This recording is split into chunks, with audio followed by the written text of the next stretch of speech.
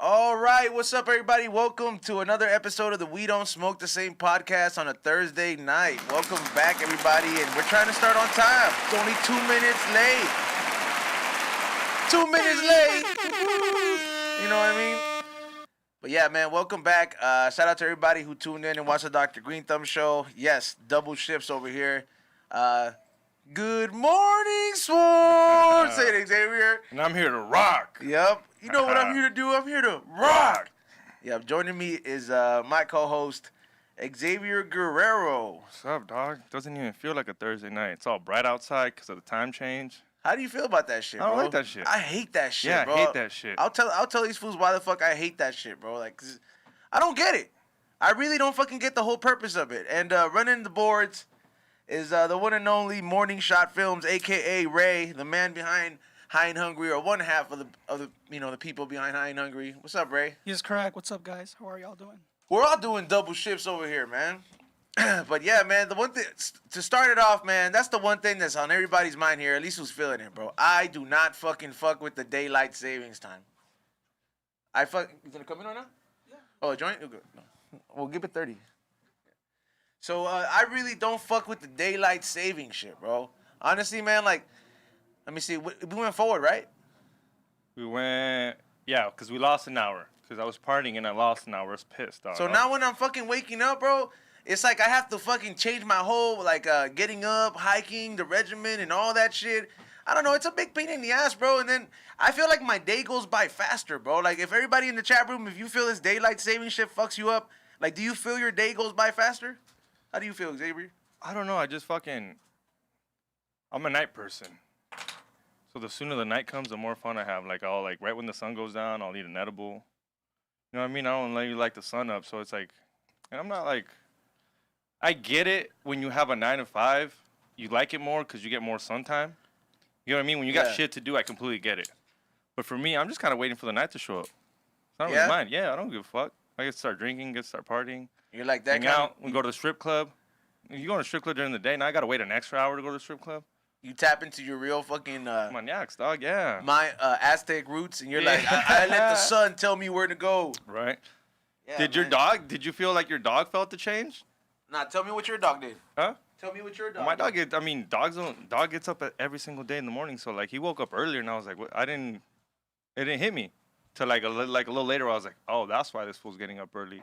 Yeah? Because of the time change. Yeah, you know what, though? I don't like seeing, like, I like getting ready. For example, like, I was used to, like, 6 o'clock. It's dark. By the time the sun hits or it's starting to go up, I'm already on the way to go hiking. Now I feel like a lazy piece of shit because I'm running, I'm like, damn, I got to catch up to this shit. And I feel like I fucking crash out a little bit faster. Like, I got to rebuild that fucking energy now.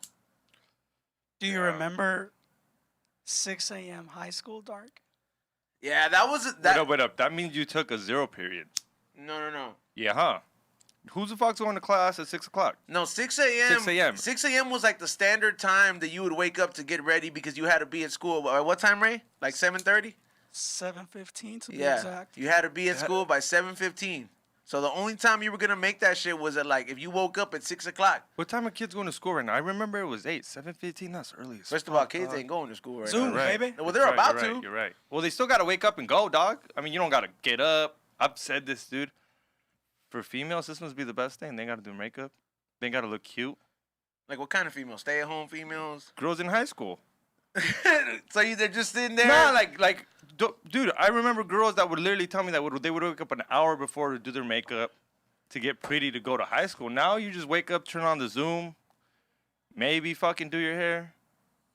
I mean, that is true, man, because there was some girls that would go, like, extra, bro. Fool, they looked like they were going to the club every day, dog. Those were, like, girls that, like, couldn't wait to have a baby, huh? Oh, you brought that shit up, dog. What, bro? I'm just saying, you brought that shit up, dog. No, I was actually talking about this. Speak on it, dog. Dog. My high school, Lakeside High School, Unified School District, we were the #1 school in the Riverside County with most pregnant chicks in 2008.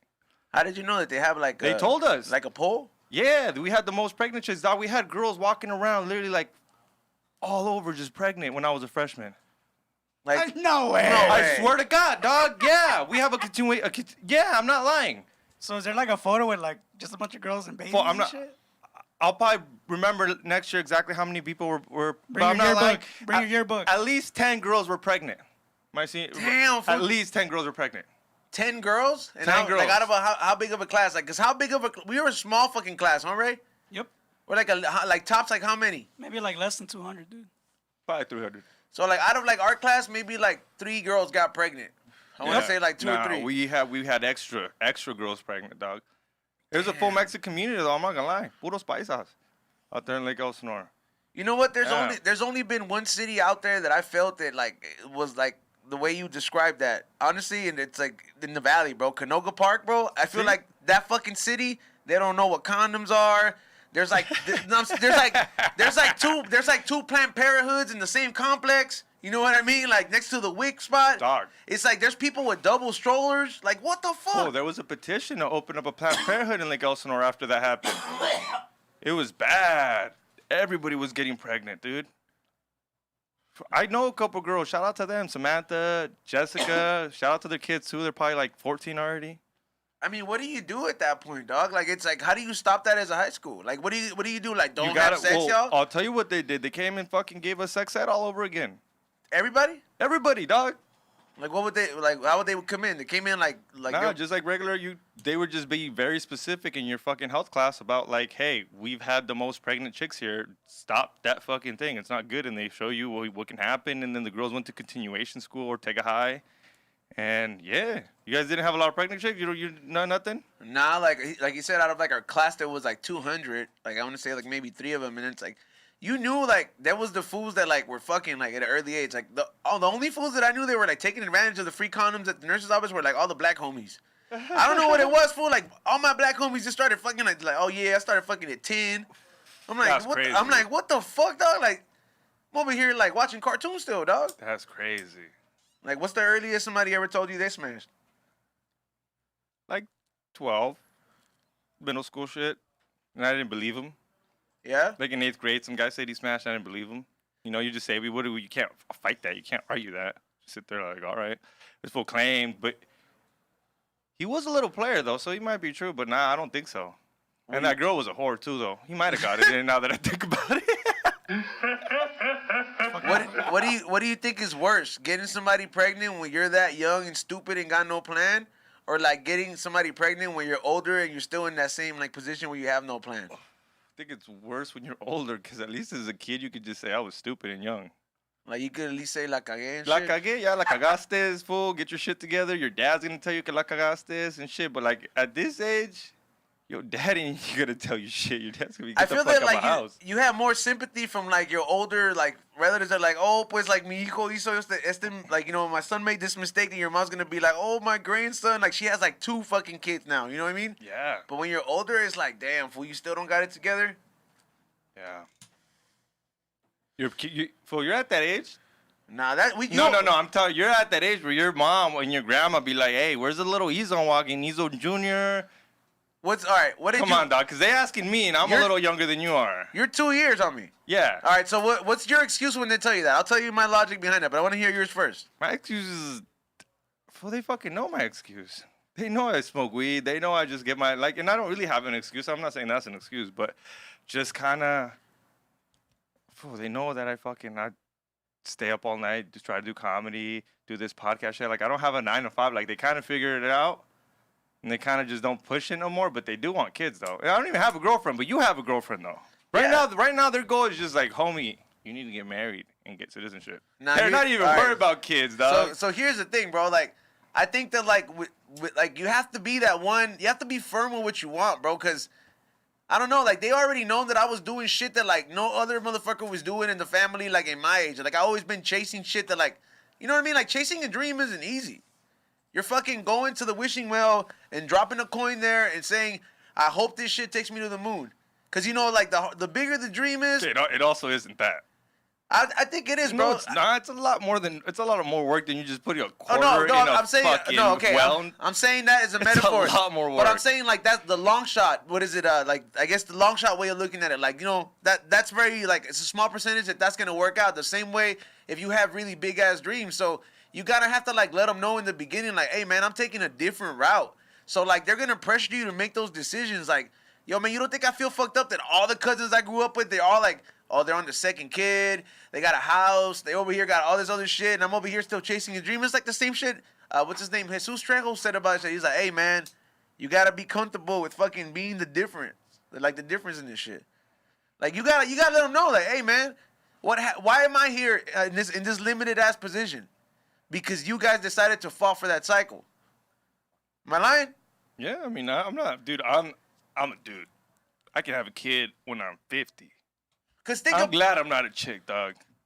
As a girl, you got this little gap where it's like if you were a girl, you'd be getting to that age where everyone would be like, yo, you got like a couple more years before you can't have one. I've been in one of those positions, bro, where like the girl felt she was running out of time, and I was over here when I really thought about. I like how it's called running out of time. Yeah, bro, that's how women look at it, bro. Like this girl would be like, you think I have like X amount of years so I can have a child? I need to have a child right now. This is, or else I'm gonna be late. I was like, what happened? Oh, like, she was pressuring you? Yeah, bro. Damn. Yeah. That was fucked up. But then wait up. I'm not gonna lie. If a girl wanted to have a kid with me, it probably wouldn't be too hard. I mean, like, let's be for real. Were you really wearing condoms all the time, Mizo? Nah, bro. This girl would make sure that at that point it's like, hey, no, like you have to take that shit off. And I'm like, I don't want to fucking take this risk. It felt great, but like, come on, dog. Damn. So when somebody's telling you that I'm like, bro, that's not a fucking like a 5-year lease. That's not a fucking a small time loan. It's not even a dog. Yeah. Like a dog. I mean, it sounds fucked up. I just got one, but at the end of the day, I could just leave it at the adoption center. I could just let it go. And then especially my dog, anybody would want it, but like a kid though. And I know it's a commitment. And I know that we don't. I guess like our generation doesn't have the highest life expectations, especially because What are you talking about? Well, look, I mean, yeah, people are living longer if you take care of yourself. So yeah, there is I guess the age gap changed from like 35 being that limit where you can have a kid. Like there's women out there having like kids at like 40s. You know what I mean? Not 49, but like maybe like 41, 42. Yeah, but is that recommended?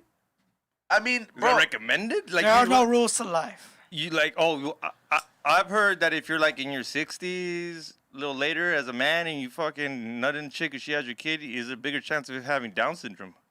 That's not true. You sure? Yeah, that's not necessarily true all the time, dog. Not all the time, but is there a possibility? I mean, I read that shit. I didn't make that shit up. I think it really comes down to like I guess your genetics, your family, because like well, always genetics, but like, is there the older you get, is there a bigger possibility that just the older you get? No, I mean, look, like because we're living longer and because we have all this help from technology and shit, you definitely avoid the risk of certain things like that. Like like, what is that one thing? They're avoiding that. When the babies are born without lips.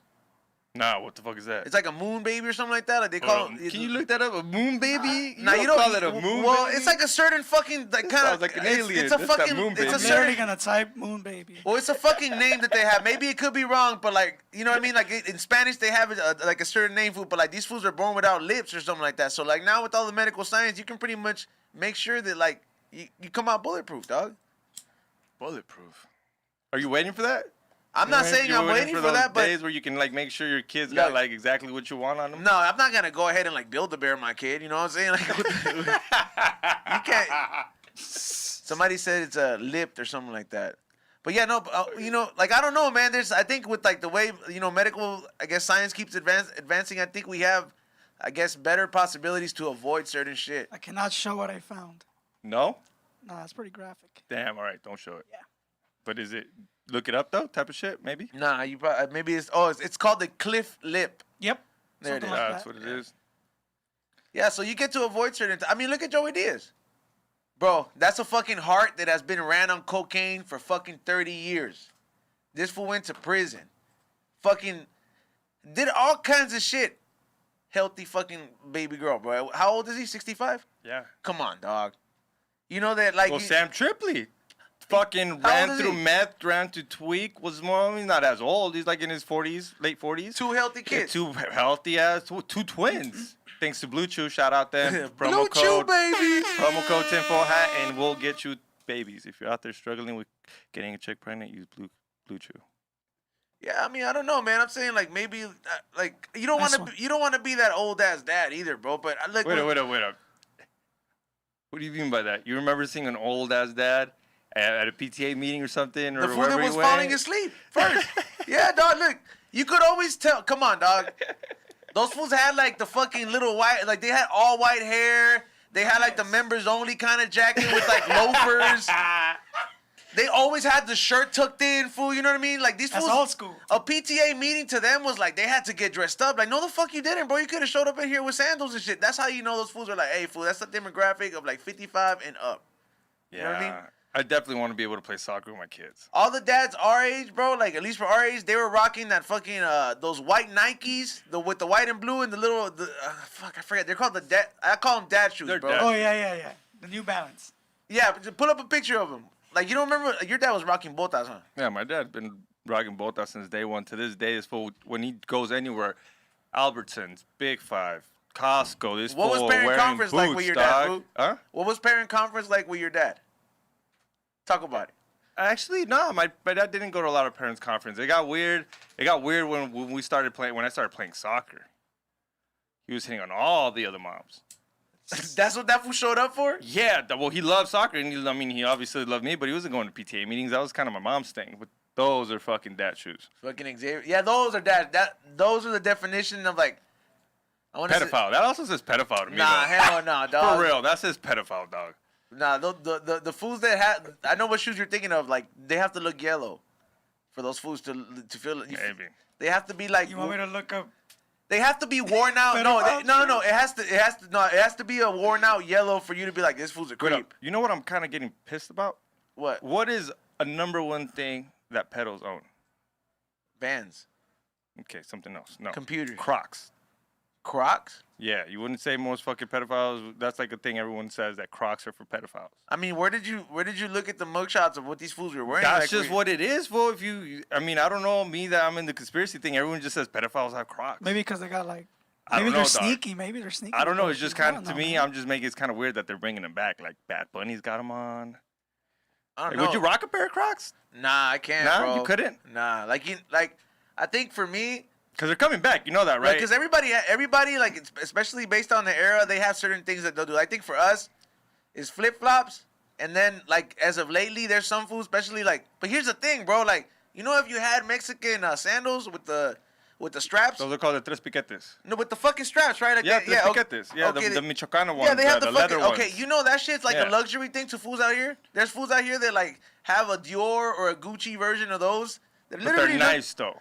They're nice. They're really nice, though. Yeah, but it's crazy that like that same style will get you clown down, but like it also gain you respect out here. I'm like, bro, you took that style from. Well, I mean, I'm pretty sure if I showed up with the boots that I owned, y'all fools would laugh at me. 100% y'all fools would be like, what the fuck are you wearing, you idiot? Well, but if I wore those at like a banda place, Culichi Town, any Marisco place, That's the drip. they wouldn't literally like, I'm not saying they'd suck my dick, but they'd be like, oh, those are nice. I have white crocodile boots, dog, straight up crocodile. Like they killed an animal for this. My dad has elephant skin boots. There's turtle boots. Like it gets exotic, Okay, bro. so in the paisa world, okay, like you know how like fools be walking into school and be like, yo, I got these new Jordans. You know how Eddie takes pride in having Yep. new Jordans?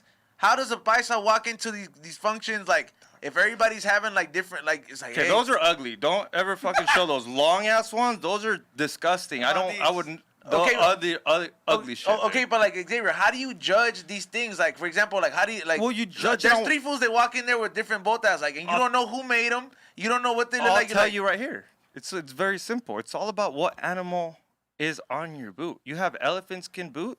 That elephant's rare, dog. You know how expensive an elephant boots are? There's elephant, there's stingray, there's shark, there's roost, there's alligator, ostrich. It's all about what animal you have on you. But here's the thing. I'm asking like, You would know. I would know. I can does a look at. paisa walk up to him and be like, hey, déjame ver tus botas, güey? Well, it's not. Well, you don't go up to a black guy doesn't go up to another black guy and be like, hey, let me look at Jordans. Because he knows to look for the emblem.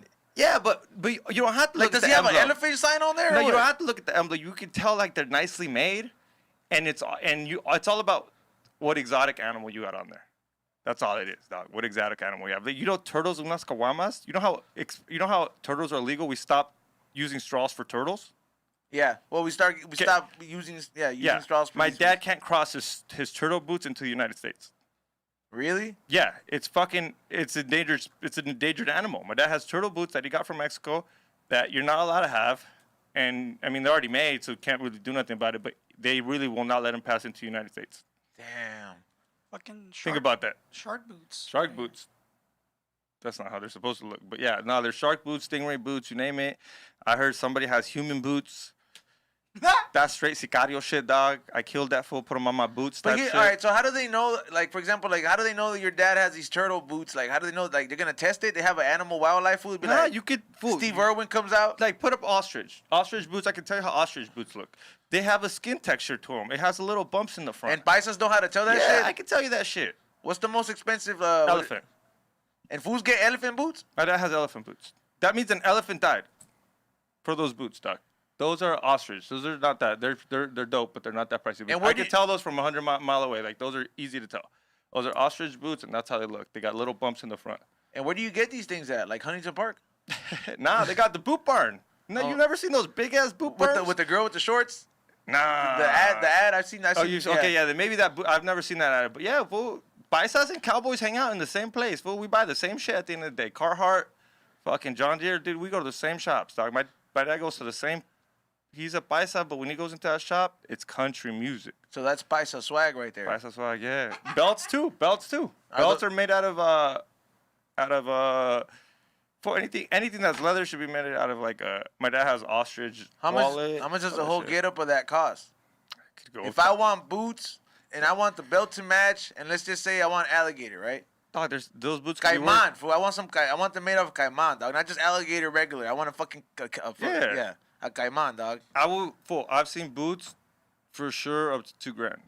Okay, that's not bad. Just the boots Just the boots. plus the belt with another Plus G. the belt, yeah, and the G. And the sombreros are really expensive too. Everything's fancy, but just like everything else, dude, it's baller shit. And then you got the rings, you got the watches. Yeah, I don't really fuck around with that style of the sombrero ever since I had that DMT trip where the Walmart rollback guy had that hat on. He had like a cowboy hat, tried to pull me into the screen. Was that really DMT? Yeah, no, I'm sorry, Salvia. That was my Oh, college. you smoked that shit? Yeah, in college, bro. That shit was a fucking crazy like a little You experience. know it was Savia? Yeah, I went to go buy it at this place called the Lions Den or something like that in the Valley. Shit was a trip, bro. Well, before we bring on our special guest too, because we got a treat for you guys. We always try to. I ask these people, hey, what is it? What do you guys like about the show? And a lot of them are like, yo, it's relatable because the shit we say, but at the same time, we're teaching food shit. Like Mo came in here and let them know what it's like to run a company from the ground up. What is it? We've had Pac-Man is show them the MMA side and what it takes to take this seriously. Bitcoin? We've had Bitcoin as well too, and today we're gonna learn about fucking real estate, bro. And this is somebody that's done it successfully, and you know what I mean. This guy's all around. We're gonna ask the ins and outs, bro. Because at the end of the day, bro, as Latinos, what do your parents tell you the American dream is? Move over here, be legal, family, and house. That's like the ideal like different. That's everybody's kind of dream, though. Nah, bro, but like I've been hearing that shit. Like that's the whole inmigrante fucking story from the '90s, bro. Like in Up, bro. Like there's even a fucking movie I saw for like EOP. It was called like EOP. The American Dream or some shit like that. And these fools come over here and like they value is like you owning property, and which makes me also like ask the same things to like all the parents out there. If that's really what the fuck you value, right? If that's really what you want, like if that's what the American dream, like I guess. Based on like an immigrant's parents' mind, like the American dream is to come over here and own a house. How big of a house? Why the fuck would you send your child to go to college and get in debt? You know. But we're gonna go ahead and talk about this. Can we go ahead and get into a quick little snippet before we get everything accommodated real quick? Sit tight, give us like a little minute, and we will be right back with our special guest, Danny Brown, talking real estate. If you want to ask any questions, now's the time. Get your super chats in.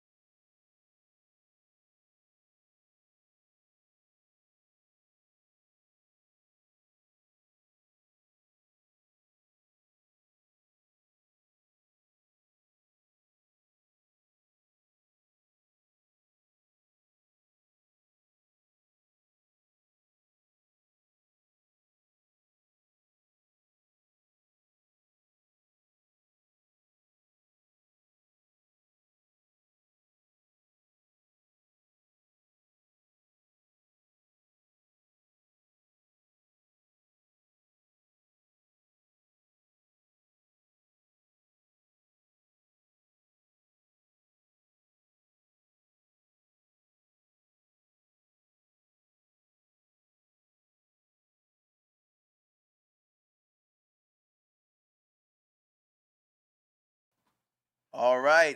Thank you for sitting tight during that little intermission. I want to go ahead and welcome everybody back, and I want to welcome our guest, of the night over here. We try to go ahead and, get on our educational tips sometime, man. And this dude right here is very knowledgeable in the real estate world. I want to welcome our guest, Danny Brown, to the podcast. What's going on, guys? Thanks for having me, dude. How are you? You're doing great, man. I'm glad to finally be on. Usually people that, when I think somebody working in real estate, I just think about them like being on the phone all day. Like, hold on, I can't take this call. I can't take, you know what I mean? I try to stay off the phone. You seem very calm because what do you think, Xavier? Calm. Yeah, right. Usually they're very alert. Like I've met a couple real estate agents, Yeah. and they're already trying to sell me a house right when they walk in the door. Yeah, Like I got what? nothing to sell you, man. You know what? You're right. I think I'm the counter agent. I think the agents that are really doing stuff don't need to talk about it and aren't out there flashing phones and not driving Bentleys or just, well, some are, but I'm definitely not that guy. I'm under the radar, man. I sell a ton of houses, but I'm under the radar. There we go. First of all, man, like, how long have you been doing this in, like, the whole real estate game, man? Yeah. Because that's, like, it's not the same thing to compare it, but I'm like, man, I was over here, man, I'm talking somebody into debt when I was selling them cars. Now, a house, bro, that's like a lifetime, bro. I've been doing it 20 years, and in the LA market, west side of LA mainly, but all over, downtown, all the way to the beach, and Malibu, all the way to Venice, and everything in between. So a lot of high-end stuff, seen a lot of crazy stuff, and yeah, you can get yourself into a lot of debt and a lot of trouble for sure. Damn, man. Anywhere, LA real estate anywhere, Southern California real estate anywhere is very pricey. So Do you remember the first house you sold? I do remember. It was actually a girlfriend. So Damn. thank God for her. You sold her house? She sold her a condo in Santa Monica. I was like, that was pretty sweet. So she told you, like, hey, can you sell my condo? Well, she was looking for a condo. Okay. And she's like, you know what? You're doing this. You're just starting out. I'm going to support you. Oh, I'm that's gonna, dope. I'm going to buy a condo, and like you're going to someone be my agent. That's like someone that reposts your shit right now. That's like a real shout out. I was like, pretty loyal. Yeah, That was good that's- loyalty. That's like, hold on. Dope shit right there. A repost will exist on your page, bro, but that shit will exist on your credit, which is what runs the world. Yeah. How important is credit in the real estate game, dude? It's mandatory. Credit in any part of life is mandatory, but once stakes get higher and you're looking to buy a house is when it really hits you in the face. If you don't have good credit, it can cost you massive amounts of money. The difference between a loan with someone who has good credit versus someone that doesn't, it could be something like 30% a month difference on your payment. The interest, man. The interest, you might, rather than paying 3.5%, 4%, you might be paying double that. So it could be 100% more. Let's say right now I got some money in the bank. Yeah. And I come up to you, I'm like, hey, I have it down for a house. No credit, though. Yeah. You'd be like, go ahead and do it, but like, let's build up that credit. How long would that take? I'd say buy a couple of pounds of weed, Yeah, flip yeah, it I a mean- few times more. No, Hey, is this realistic, though? no, yeah, realistic. so- sorry. so you're okay. better No, off. that is realistic, That's though. a real question. 'Cause Like, I that's- know people with cash in the hood that want to buy a house with no credit. I'm like, yo, you just can't. Like, that's not how that Yeah, works. no, I know Yeah. fools that So- wanted expensive cars. They go ahead and they do what he just said, and they're like, I got the down payment now because their down payment requirement is like $10K versus if you have a good credit score is like $500, bro. Sure. So that's a big difference too. If you have bad credit, you have to have more down payment. If you're saying though the question of I have no credit, I do have cash, but I have no track record, that's a challenging one because it's really hard to find a mainstream bank that's going to give you any loan. You might be able to find a mom and pop bank or a neighborhood bank that will let you bank with them and give you a loan. So you Otherwise- recommend them building the credit? Yeah, you got to try And to how build long the would credit. that take?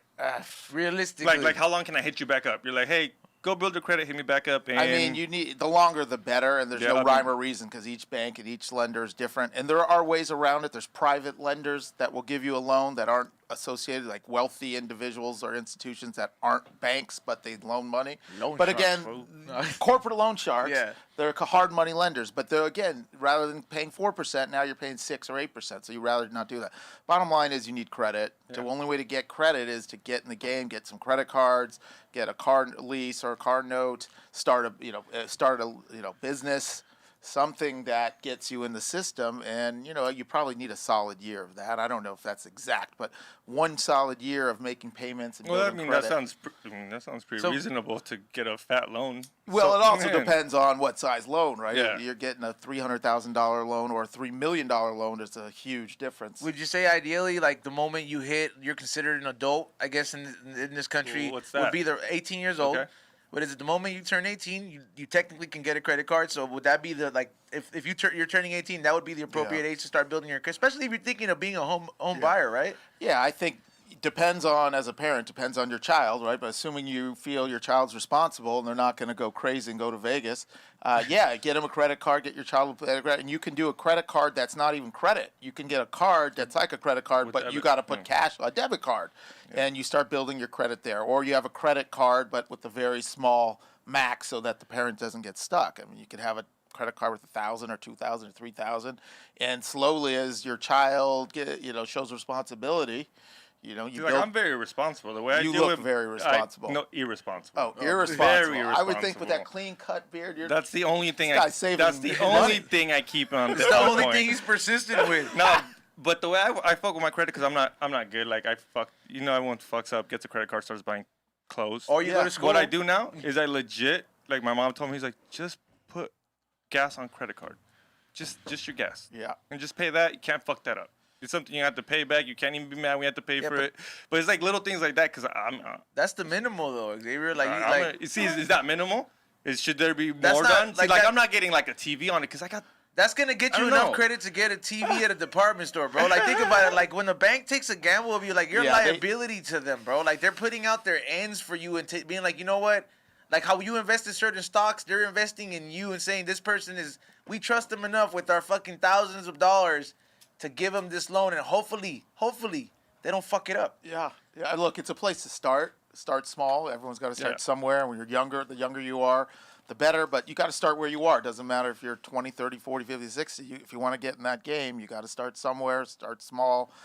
Be very careful if you're doing the credit card game, obviously, because with 15% interest, a pair of shoes for $100 is now 115 plus, Yep. plus, and before you know it, you were better off just paying $100 cash rather than the $250 over 5 years of interest. So it's a very, I don't want to say risky game. It's a necessity, but you have to be responsible. You gotta know how to play it. You have to be disciplined. Yeah. Like anything in life. If you're not disciplined and you're screwing around and you're making mistakes, it's not. You're gonna get hurt. You're gonna get in a hole that you can't get out of, and you don't.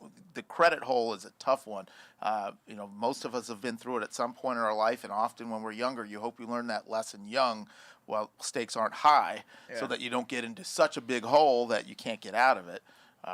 Anyway. That's the sad part, man. Like, there's a lot of people out there, man, because I was saying that, like, we're Latino, and traditionally, the American dream's always pitched to you, and it's always been like, you come over here and own some property, man. Yeah. Right? That's like, you want to buy a home, you want to own some property, but they don't realize how hard it is to actually acquire that, you know what I mean, or the steps to actually do it. Yeah. Especially, like, the way, everything's kind of structured for you to fall in to use these systems to get you in a debt, man. Bro, that shit's fucking stressful. When you're, like, trapped in those situations, bro, none of this becomes realistic. There's no chance of you buying a house because everything's locked on the way, Like, and it's so fucked up that, like, 10 years of work might just have you be at the consideration point. You know what I mean? Like, that shit, that work you put into fixing your credit, that might just be enough to get you considered. Not enough. That's why it's like, it's very important. Like, a lot of people, especially, like, man, like, if you growing up in the hood or places like that, you don't really understand how valuable your credit. That's like a permanent report card.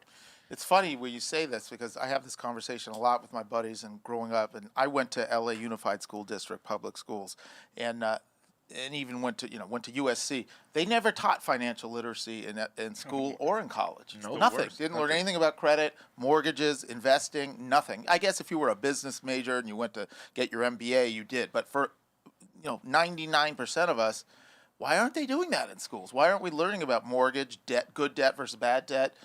Interest compounding, investing, saving your money, knowing that if you made $1,000, you don't just get to spend $1,000 because you owe Uncle Sam some, and the basic stuff. I don't know why the education system, after all these years, can't figure out to give people life skills. But they'll give you a student loan of $20K, but go ask for a business loan? Oh, Yep. no, Yeah. can't do that. Yeah. Can't do that. That's the thing too. Even like, let's just say you make it through the school system and you want to go ahead and get a degree, But you walk out with so much debt, like So much debt. I'm still fucking paying that shit off, bro. And I like graduated like a few years ago already. You know what I mean? I'm So just like, that's a big problem. I fucking made those fools chase me around for a few years. I was like, oh, it took me 4 years to graduate. All right, I'll see y'all in 2. It's a big problem, you know, and go to college and get a degree and get a good job and this and that all sounded good for our parents' generation, but it's a different world now. And not that I'm telling a kid to not go or go, but you got to really think about the debt versus can you learn the skills, and especially in the tech world and the world we're dealing with, you could get skills, high-paying skills without going to On college. YouTube. And I think college is really more of an education about socializing and networking, and it's very expensive. And you know, wealthy kids have that.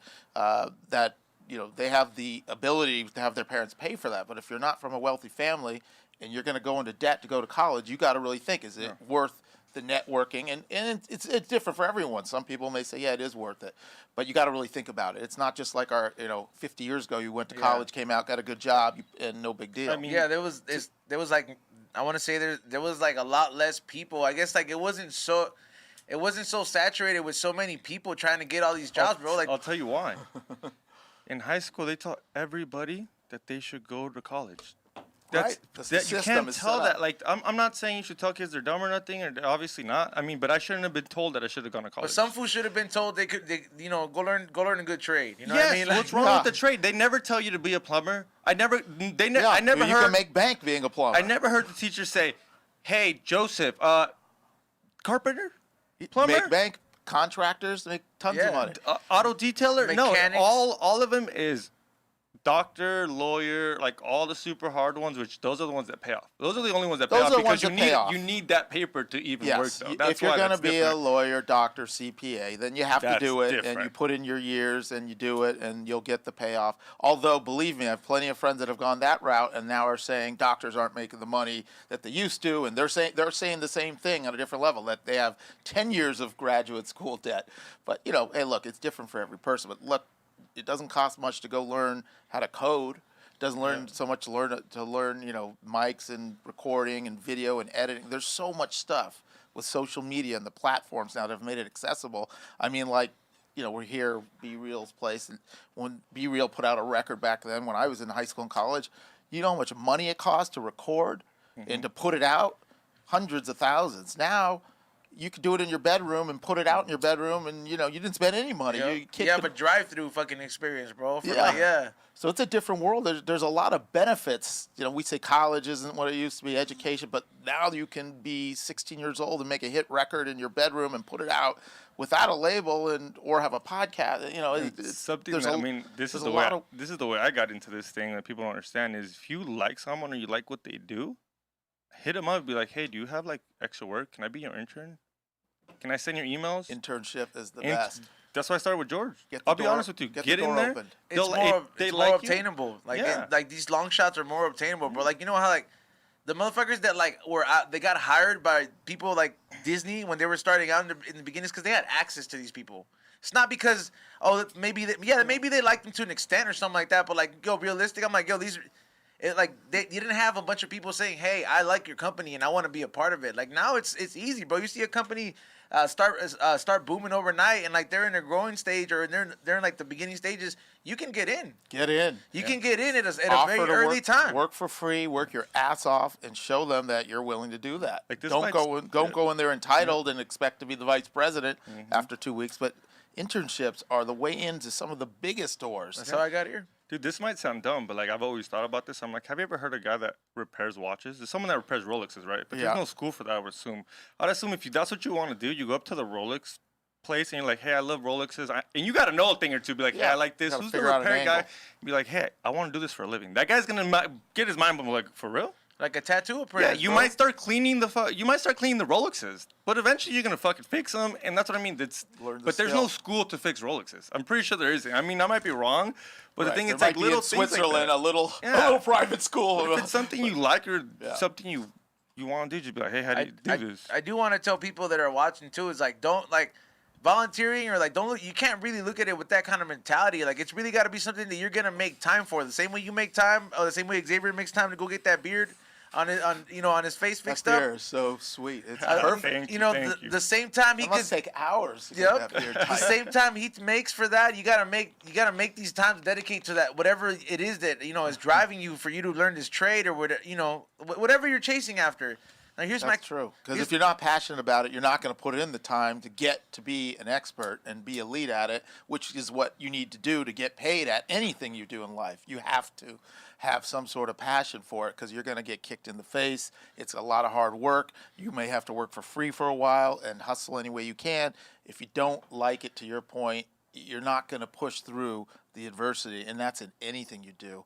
And if you're thinking, I don't like my job, I'm not working hard, it's probably because it just doesn't light you up. It doesn't make you passionate. And if you're not passionate, it's hard to stay hungry. Real estate? I am. Are you? Like, I am. You love selling someone a house, like when they sell Fool's it. happy as hell, bro. I know I am. And I mean, he's saying he's passionate. He's like, to do something that's passionate. The worst thing would be like, no, I'm not passionate about real estate. I'm like, Well, don't do what I say. I'm asking. I'm like, you Say must what is it? Do what I say, not what I do. I love real estate. I love architecture. I love design. Do I love everything about it? Hell no. Do I love working for a client for 2 years and never getting paid and then they go by with someone else? No, there's nothing fun about that. Do you like getting yelled at when it's nothing to do with you and someone's just having a bad day so they, take it out on you? No. But I love doing deals. I love being creative. I'll tell you what I really love is I always had an interest in arts and music, and that was my first career. I started a podcast, which your boys helped me with, 2 years ago, and I love it. I don't make any money from it. It costs me money, but I love it, and I'm passionate about it. And it kind of reminded me of, man, yeah, you got to be passionate to pursue something you love, and if you are passionate, you'll put up with the adversity, the obstacles, the challenges to push through to get to a high enough level where eventually you will get paid, and you could get paid really well. And that's, because then it becomes it's not work, it's just part of your lifestyle, and you're willing to put the time and hours in that it takes to I was going through your little catalog. Yeah. I didn't know you didn't make money. I thought you did. By impression, I was like, oh, he's making some money on this podcast. But besides that, you've had some great guests on. Yeah, thank you. I've seen a USC head coach. I saw some guy on a professional surfer. Yeah, like even if you're not making money off of it, just those experiences and those conversations. Because I've done podcasts where I've talked to great people that aren't famous and some that are, and it's just like, yo, that conversation is dope. So I was listening to that. Yeah, it's prices like. So we're gonna give it a plug. The Deal with Danny Brown. Thanks, there you guys. go. No, of course. Video on YouTube. Yep, The Deal with Danny Brown. Make sure you guys check that out. I mean, it's the same thing. Like this is free game right here, bro. This is free game. Like Recognized game. Fools go to fucking school. Like that exam to get your real estate license. That shit it's a process, bro. That shit takes it's a. Am I lying? You might be lying on that one. Yeah, it's easy. You don't think it's it's not a process? Yeah, if you could read, you can pass the test. I heard it was hard to get into that game like that. Okay, the game's impossible. The game's hard. To get okay, not okay, the license. The test is a joke. Okay, well, so the state of California and every state has the real estate test. You get if you can read and you can pass basic high school reading, you can go get a license. Doesn't mean you'll ever make $1 or a cent in real estate. And the odds are 99.9% of people that get their license don't. And most average agents do 2 deals a year. I think the average amount of money an agent makes is like $25,000 or $35,000 a year. Damn. It's not anyone driving a Bentley living in a mansion. So they all kind of lie because they all lie. They're all fronting. They all lie. I swear. They all act. Yeah. There's more flossing. I never met a pro flossing. There's more flossing in residential real estate than there is in hip hop. Damn. It's a bunch of studio gangsters. Studio gangsters, man. Everyone's it is. It's a studio gangster situation, and I'll tell you what. There's like 10% or even less of the agents really doing deals. So it's impossible to really get in and build a good business. It's not impossible, but it takes a lot of work. You know how I see it? I see it kind of like a pyramid scheme. A pyramid scheme? Yeah, really, because I see some of them. Like I have homies that do it. Claim to make a lot, but they're still kind of living at mom's house. Oh, it's like the Herbalife food? Yeah, but then there's homeboy right here that makes a lot, so you don't know, but it's about the hustle, though. It's about It takes so much work. Right? That's what I'm saying. Like, It's a combination of you got to hustle like crazy for a long time, and then you got to be good with people because you got to have good relationships because everybody has a real estate license. Yeah. I don't know. Do you guys have a real estate license? You might. No, you know what? I think it's Everyone has one. It's so the you better- same way you would get a car salesman license. You just go apply it for it at the DMV. You could get a license, no problem. Yeah. It's not hard. You take a test, but So what's the getting hard a part? client is So impossible the because hard part's getting the a part is client? getting a client and getting consistent clients because you don't get paid a salary. You go big get commission, right? It's 100% commission. You pay your marketing What's fees. the usual commission that a realtor should do? So that's a good question because back in the day, it was like a 50-50 split, meaning if you go work at Coldwell Banker and you make $1,000, they take $500. You keep $500. $1,000 per house, though? No, I'm just right. Okay, I okay. mean, I'm doing little math. If Okay, little math's I'm fine. I just would saying just- $1,000 commission. Yeah, okay. You would split $500 with the house, 50-50 split. But the splits now have gotten much more competitive, and people are paying 70, 80, even up to 90% of the split to the agent. So if you make $100,000 on a home sale, the agent could be keeping $90,000 and the house is only keeping $10,000. And the reason why that's happened is there's been so many big brokerage companies competing for agents that they had to keep offering higher splits and higher splits. But as they have offered these higher splits, the brokerage house, the companies have taken away the services. In the old days, when it was 50-50, they would give you a secretary, they give you a marketing director, they give you a financial analyst, they give you a nice office. So they took all that away. So now the agent is basically an independent company of their own. And if you want to have an assistant, go hire your assistant for 40, 50, 60 grand or more. You want to hire a marketing person, hire a marketing person. You want to take out an ad in the LA Times, that's $1,000 at least. So all the expenses now are coming out of your split. They call it a split, but your splits are high, which, it's good for the agent, I think. I mean, I like, obviously, more money in my pocket. But as a newer agent, when you're not consistently bringing in sales and commissions, you still have these expenses. Yeah. Marketing, insurance, if you have an assistant. So if Nobody you're not, wants to go to a fucking garage to Right. talk about business. You need an office. You at least need an office. you need an Yeah. office, you need, Like, and everyone gets a nice car right away. There's no Glenn Ross experience, bro. You know how like those fools walk, Alec Always Baldwin be walk- closing. Yeah. How This you walk watch in- is more than you make all year. Fools look at that movie and they think that like it's that like that's exactly what it's like, bro. It's like these days somebody's paying for that office. You're like a barber. You're probably paying to stay there, bro. Yeah. If it's one of those offices, man. 'Cause So it is a good business, and I always say, first of all, the Latin American entrepreneur and homeowner has expanded so much over the last decade. There's so many small business owners that are Latin, and I think if you're a Spanish-speaking, young, smart person that's honest, and you could make good money getting into a Latin Why'd you say community. honest? You got to be honest. And are there a lot of gotta people tell- douchebags? A lot of people I think scumbags on there? I think. Well, what do you think? What have you I mean, heard? of course. But what are we looking well, for? it What means is- you gotta I'm tell saying them that somebody if died you're- in the house. If you're honest and trustworthy and knowledgeable, that's going to separate you from 90% of the people. So it might And not it's get that you. scummy? It might not get you the deal fast, but it's going to give you the. It's going to get you the long game. Short money never lasts, right? the- So of course. The salesman that fucking does shit like it's like when I used to sell cars, bro. I would never have fools coming in there bitching at me because it's like I would tell these fools, I'm like, hey, you might want to change the brakes the moment you get this. We gonna still hook you up, you know what I mean? And even though they respect, some of them walk away and they're like, oh fuck this, I need to do work. But some of them they respect it.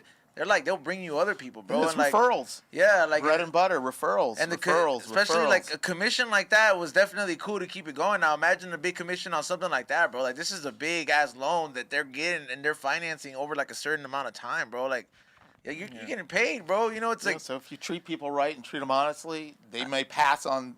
They may cancel the deal and not buy this house, but they're buying the next one, and then they're referring their friend, their cousin, their aunt.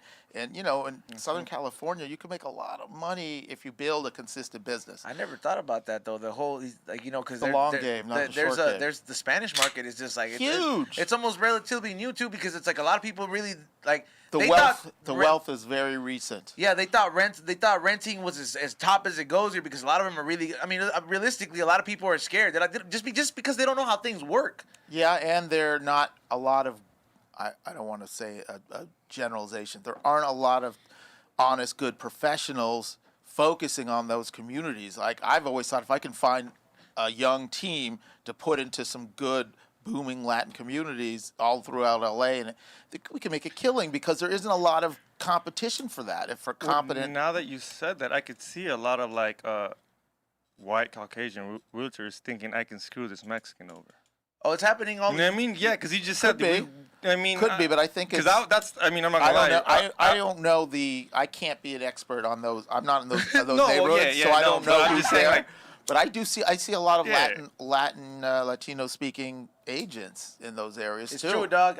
Where I live, it's getting. Yeah, but those same ones screw you over because you think they're helping you out, though. No, that's the stigma, See, that's bro. the That's worst part, dog. that mentality is what stops these fools Yeah. from being homeowners, though. But it's like because they, you think I'm like, oh, if I can't relate to their agent that's there, oh, I'm not gonna trust them because that's generally the mentality. That's that paisa you mentality. think, yeah, it's paisa mentality. 100%. You rather get someone that speaks Spanish thinking they gonna hook you up. But when as of lately- he's gonna fuck you over because he knows that you don't know what the fuck you're signing. As of lately, though, you do That have comes these. back to our financial literacy Yeah. conversation. Like if we had basic financial literacy, then everybody would have a basic concept and wouldn't be lost. Like for many people, when they have a conversation with someone like me or a lender or a bank, they're lost. It's like you could be speaking Chinese. I don't know what you're talking about. I've never heard any of this stuff. And you could be Einstein smart, but if you don't have access to the language, you put Einstein in China, he doesn't speak Chinese. He can't understand anything, and that's happening to all sorts of people that just don't have the financial education. Some are saying that. I read this a couple of times. I heard in the news. How true is the fact that they're saying because everything that's happened in the last 5 years, economy, pandemic, and everything, is now the best time to buy a house because the interest rates are going down? Man, that is the $1 million question. So it depends. There's not one answer.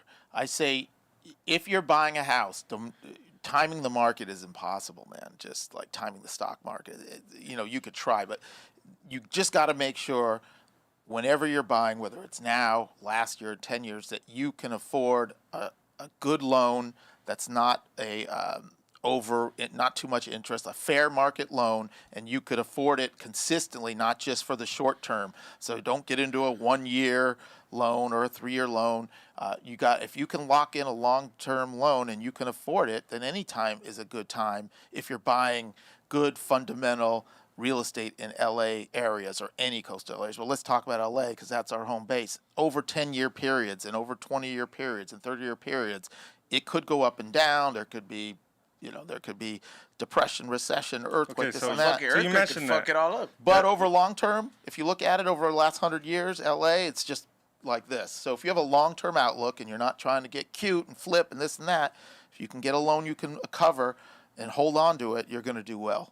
So you mentioned that because I've heard a lot of people say that either you should be buying right now because obviously interest rates.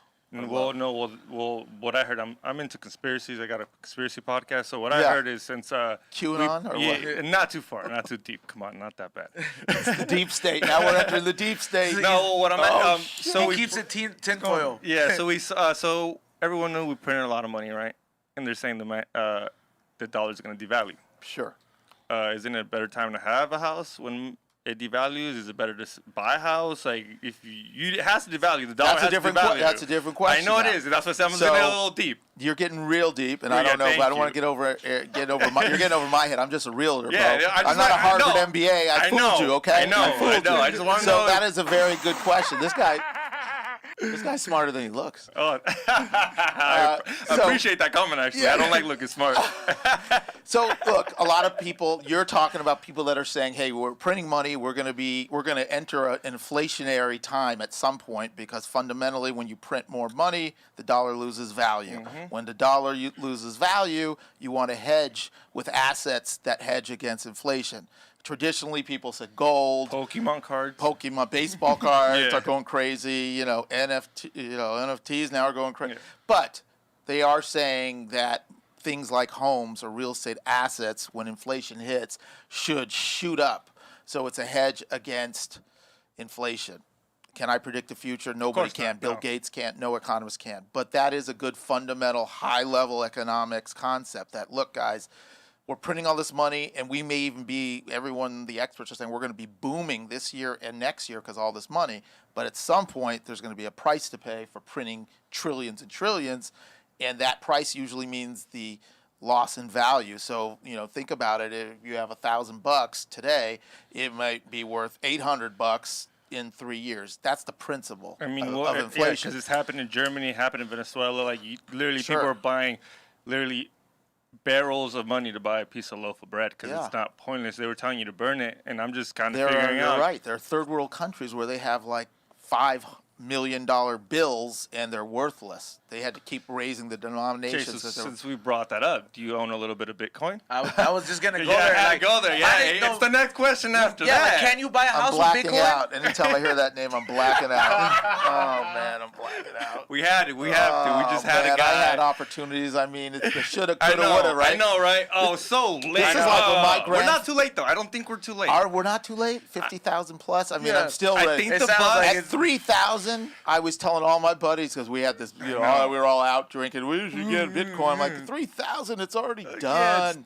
It's done. This is like, See, but we could be when it's a million having the same conversation. We could be like, be. I'm gonna send you this video Yeah. and be like, bro. So I'm gonna break down some other stuff. I grew up here in L.A. My grandparents came from Brooklyn, came to L.A.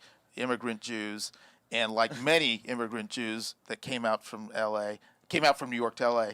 They went to Malibu, and I hear this story all the time. My grandparents came out to look at property in Malibu. There weren't homes. It was like beach parcels on the beachfront of Malibu, $5,000.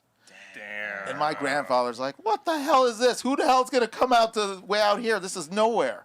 And those things are worth $10 million now. Yeah. Now, everybody that had grandparents in L.A. at that time has those stories of they went to Beverly Hills, they went to Wilshire Boulevard, wherever they went, really anywhere. I mean, look, if you bought in East L.A., you're a millionaire if you bought there 50, 60, 70 years ago. That real estate has exploded.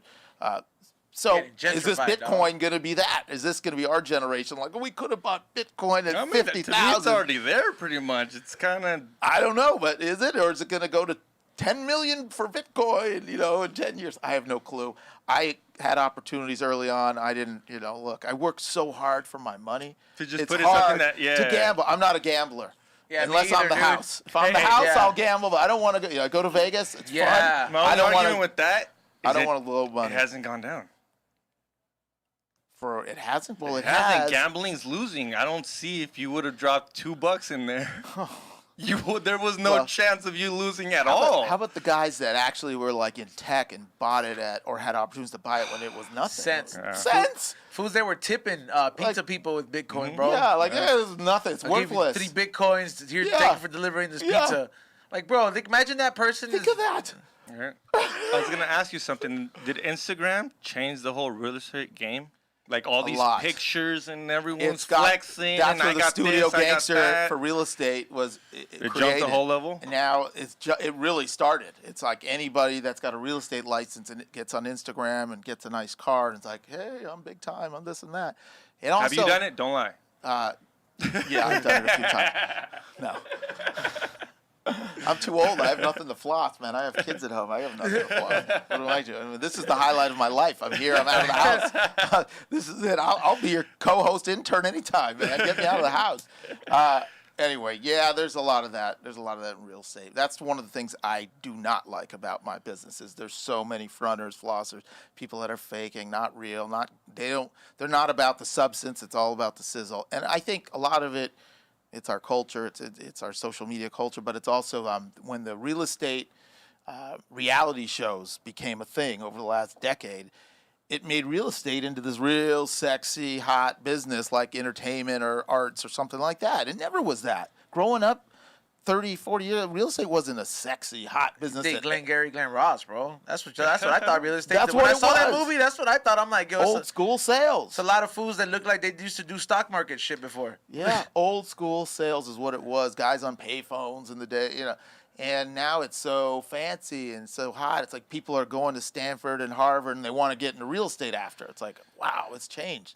A lot of that has to do with the TV factor. But Anyway, I'm going off on tangents. Bitcoin, I feel sick. I'm Alright, gonna black I out know, when I hear I that. I know, man. That's so. Doge is something. Oh, Doge is someone coming that- up. There's lithium. much. There's But can you buy a house with crypto?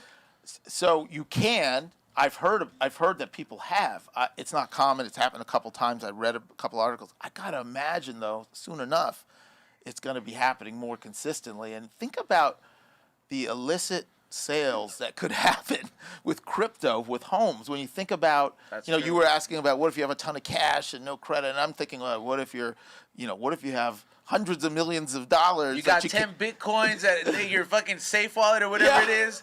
I was like, Xavier's like, look, man.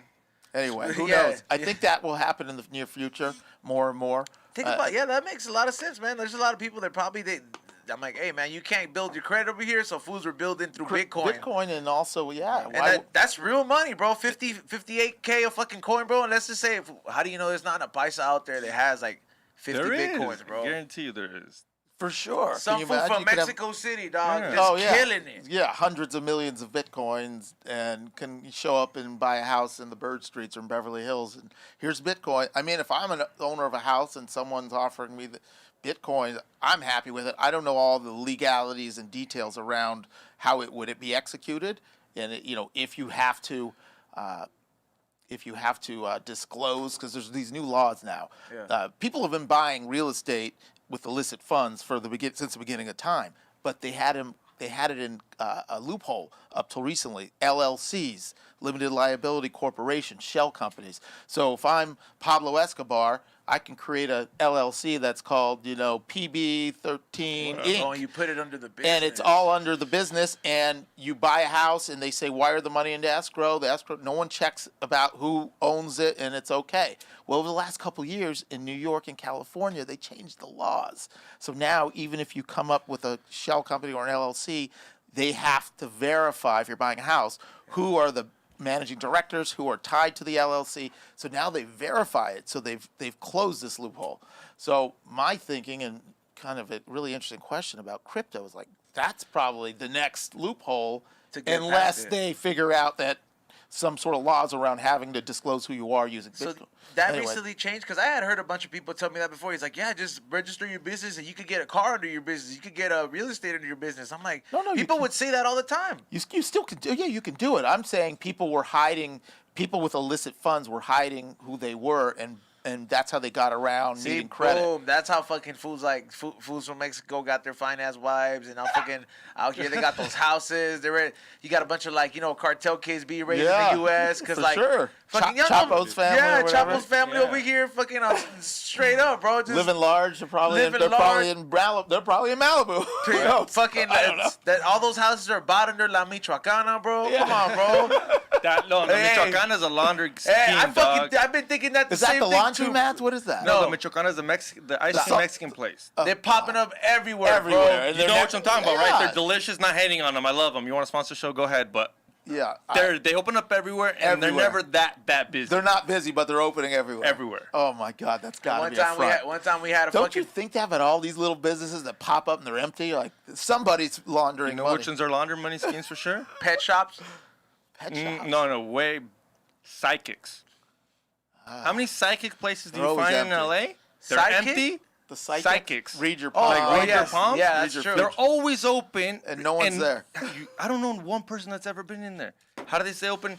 It's a fucking laundry scheme. Now you go in there, Magic, dog. You bro. go in there, and I guarantee That's you how that you get to El Chapo through. you go in there, and I bet you Through that that. lady's read El Chapo's palm. 100%. I put money on it, dude.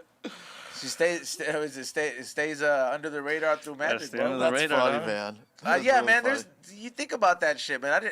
I always wondered, man, because I'm like, man, there's no way that many people have that many good credits, and I'm like, damn, they were doing this shit through businesses, dog. But Yeah. how recent was that law change?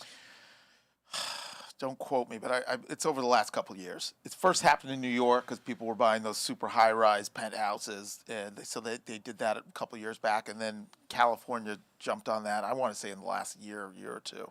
So yeah, it's a different animal. I'm sure if you're smart enough and witty enough, there's probably other loopholes that none of us have any idea about that people are still doing, and but that one is one that they shut down. I got a question for you. In the 2008 recession, Did you know that was gonna happen? Because I've heard other realtors say that they legit knew that they shouldn't have gave this person this loan, that they were Would I be not going to sitting get here it. If I knew that was happening, if I knew it was going to happen, I'd be the guy in The Big Short. I'd be living large. I'd be on jets right now.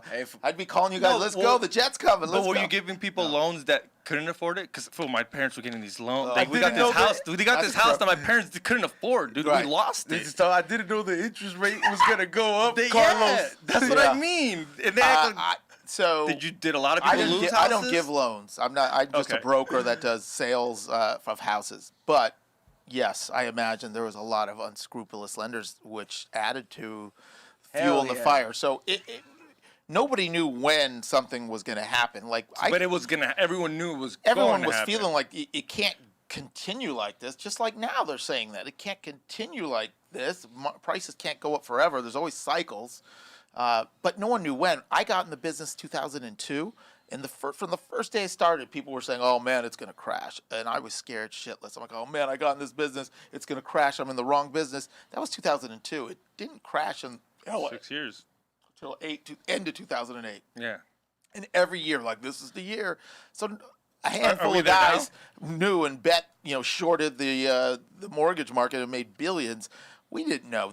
But I got to say, lenders, that you're talking specifically about lenders that were giving out loans to people that didn't show income, they didn't show credit. It was all what they called verbal. You come into the bank and I go, just tell me how much you make. You could say, I make That was three. legit. That was it. That was it. How much you make? 300,000. Wow. Okay. How much you have in savings? 300,000. Another 300. Okay. Here's a loan for $1 million. You can Never go buy a seen new house. Catch me if you can, fool. They were giving out loans like that. And I bro. can only imagine what they were doing in certain communities where the buyers weren't as Yeah, I savvy or mean- educated. I can only imagine Yeah, that but My parents bought in Lake Elsinore in the IE Riverside. Yeah. Every other house is fucking empty. they or all closed. went for clothes. All of them, and Yeah. it was a lot of Mexican neighborhoods. And Yeah, it's just so one of those that's things where, like, unfortunately yeah. that's happened. A lot of people got caught up in when I getting used loans. to sell that- cars, man, during the 2008 recession too, bro. I saw a lot of people in that business get fucking fucked with loans with high interest rate, and I'm like, the shit got worse, and the same car you sold like 6 months, you see it fucking come right back in there, and you're just like, damn. Yeah, Like so- it's not like it's not like you knew that was gonna happen, but you're like, damn, we had to pay bills too, eh? Yes. I don't even know that it's about that, but I gotta think that getting back to the point that if you're gonna go get a loan or buy a house anytime, make sure you can afford it for the long term, and don't do it for some. If you can afford this teaser rate and the market, don't count on appreciation of the house to pay for your mortgage. And I think that's what a lot of people did. Like, oh, we got a teaser rate. I'm only paying 0.5%. It's going to reset to 7%, but that's in 2 years. Meanwhile, the house is 300,000, and by next year it'll be 400,000, 500,000. Yeah. I'll take the money and I'll pay. Everyone was thinking that, and know that you can't. You got to be able to afford the payment long term, and know that if the market goes up or down, you can ride it out. If you can ride it out over a 10-year period, there hasn't been a full 10-year period in Los Angeles where real estate hasn't done well. You know this mentality that he just fucking talked about? It's the same mentality, dog. When fools buy those they buy top dollar cards. Cars, right. Yeah, the cards, bro. Just fucking they'll buy that card like, oh, this is worth $3,000 right now, and they'll hold on to it. I'm like, bro. And you're looking at it, I'm like, the market's gonna change. I was like, that shit, like baseball cards or Pokemon cards, they're at an trading, all-time high. collectibles. Like, for example, we know fucking Cairo was like, let me get $2,500 for this card. I'm like, bro, I'm gonna hold on to it forever. I'm like, bro, you do know that you gotta go ahead, get in, get your cash out, and keep it moving, because the only thing that's gonna be promised is that money in your hand.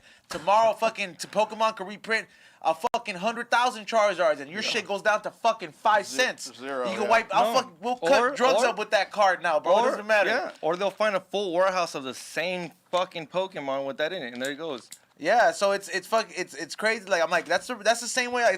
When I look at those kind of things, unless you know that it's like long term shit. Like, for example, like art, for example, ain't no way a Picasso's gonna fucking devalue. You know what I mean? If it's gonna be something like that, He ain't coming back to It paint has to anything be, else, yeah. dog. They're He's not dead. not painting more. it Yeah. has to be a sure thing, bro. Like the investments have. It's not that you have to know that it's a sure thing, but you have to have a good fucking feeling and do your research to know that it's for you, it's a sure thing. You know what I mean? Is That's mitigating your risks, right? You can't mitigate all the risks, but you got to really do your research and really know before you take the risk. And if you're taking the risk, go in with open eyes and going, all right, I'm taking a risk, and know that you could get burned. There's no guarantees in anything in investing. Is flipping a house a risk? Of course it's a risk. No, well, yeah, but is it a huge risk? Like Yes. you see it done on Yeah, it's a TV. huge risk. I mean, what I'm trying to see, I don't know. I see the shit on TV and they make it seem so fucking easy. It's You buy a automatic. house, you go to Vegas, you buy a house, you flip it, you get a couple Get paid. Mexicans at Home Depot to fucking do the lawnmower, you fucking paint that shit, you make sure that it had no termite. You make 100 G's in 2 months. And then you make 100 G's. Obviously, I know it's not that easy. If not, I probably wouldn't be podcasting. But I'm just asking, like, for anybody that's like, I'm going to flip a house, is it, obviously it's doable. A lot of people do very well flipping houses, and you could make a lot of money. I've done it. I haven't done as much as I've liked because I'm risk adverse, and just like I didn't buy Bitcoin 5 years ago, I was worried that if I flip a house and the market turns, I got 3 kids in school, and more like, I don't want to get fucked with this. And, so my fear got in my way, which is another big issue. It's the other side of not taking the risk. You got to also be aware of who you are and be self-aware. And know if you have a lot of fear of investing, that could keep you from making a lot of money. So it's a fine balance. So I haven't done much of it. I did it with my own house and my own condo. I did very well, thank God. And it made me the money to flip into my latest house. I haven't done it, though, as a full-time business. I always think that I should with my wife because she's incredible with design. It's a great business. And obviously, a lot of it has to do with timing of the market. If you start flipping homes and you start in 2010 at the bottom of the market, you could have been flipping homes for the last 10 years making money. But if you started flipping homes in 2007 and went to 2002, flip double, now it's 2008 and double, now it's 2009. Oops, I just went to a $2 million flip. I doubled down and the market crashed and now I've lost all my money. It's all timing. Flipping is timing. Yes, there are better flippers and better builders than others, and you can make a little more or a little less, but it is all timing. You're a genius if the market works in your favor, and you're an idiot if the market turns. And nobody knows when the market turns. In 2002, all the top people were saying the market was crashing. The market was crashing. It didn't crash for 6 or 7 years. If I didn't have the fear and I had some money, I could have been flipping, and been wealthy in those 6 years. Instead, I was grinding and doing little small escrow deals that I was doing. But I'm just saying, there's two sides of the coin, right? Of course. How do you get in? Like, for example, you said anybody can get their license. You know what I mean? To flip houses or like to I guess sell houses, right? Now, you said it's up to you for you to start building these leads and all that stuff. Like how does that, like, do you have to go be like, hey, make ads? Who needs a fucking house? Start your own company and like put your picture on the fucking bus stop and be like, yo, this is me, Yeah. I mean, we how gotta do you put him on the bus stop? You're getting paid, right? Bam. No, he fucking put hablamos español right next to you, español, bro. dude. We got this, dude. Be real estate. There you go. Incorporated. How what is it? How do you even start that? That's a good question. And look, there's no one way to do it, but there's only a certain amount of ways that people have done it for many years, whether it's people that you know in your network. Start with family and friends and people you know and hope they'd take a chance on you. Yeah. There's knocking on doors, door to door. Do you want to sell your house? There's taking ads in the paper. Now there's Instagram and Facebook. It's just straight hustle, trying to create. Those companies aren't hiring no more, like Coldwell? They are hiring, but you can go get a job. But they're not paying you anything. So you knock on the door and go, I just got my license. Coldwell, great. Here's a desk. Here's a phone. Good luck. Here's business cards. Oh, that's it? And now you got to give them some money. Yeah, they might give you a few training, Yeah. A couple training courses. Let me show you how the contract works. But at the end of the day, they're not handing you leads. There's no leads. Now, you could go join the best way to do it, if you were like, hey, how would I get it, is to join a team, someone that's already up and running and successful, and see if you can help that person out. And see, it's not interning. It's like you're trying to hustle. And if you find a lead, you bring it to that senior person and be like, help me close it. Because as a new agent, it's so hard to close a deal because there's so much to know that you don't know. And you bottom line is it's better to split it with a senior person. Of course it is. For your first year, 2 or 3, you learn the business, you get an education. And when you'll know when it's time that you can go out on your own. But it's super hard to make those deals. So you got to be able to almost be able to sustain for at least 6 months without expecting to make a deal. And sometimes it's a year. But this is why like 9 out of 10 realtors are out of the business within 2 years. And you're talking like you're putting in 40 hours a week, right? 40 hours a week. If you're going to make money in real estate, it's going to be 24/7. So everyone starts with part-time it, and sometimes you have to, because I know plenty of people that had their jobs and had to make money because they're not making money in real estate for a year. But because I met those people. I worked at the service industry as a server for like 7 years. Tons of people. Everybody was a realtor. Like Actors, you're funny, yeah. actors Everybody are was real like, hey, estate just go get this license and you can sell houses. I'm like, and 9 out of 10 are not doing it. But I know plenty of people that hustled their ass off and were waiters and doing both and doing the real estate on the week, and then figured out, got some deals done, and then eventually you're going to have to do it 24/7, and it's not 40 hours a week. 40 hours a week is like part-time. Yeah, any kind of hustle, bro. Any hustle, any business. If you're starting a business and you want a 40-hour week, don't start a business, man. Go take your minimum wage or your basic salary. But if you want to play with the big boys and the big girls and make some real money, 40 hours is nothing. I mean, you don't even start until 40 hours. Then you make your money after 40 hours, and that's for many years, and it could be 7 days a week, and that's what it takes in anything, unless you get lucky, right? Few people get lucky, but most of us don't get lucky, and you just got to grind and grind and grind and grind and grind. 40 hours is a joke. Xavier will be sitting there talking about the leads are weak and shit, bro. Give me the good leads. Give me the good leads. Xavier will be like, I paid good money for these leads, bro. There's no good leads. Hey, people do pay money. They go on Zillow. You can pay money and get leads. That's what that is. Yeah. People do it. Yeah. I mean, I don't deal. It's not my business. But some people are good at it. But you get like internet leads.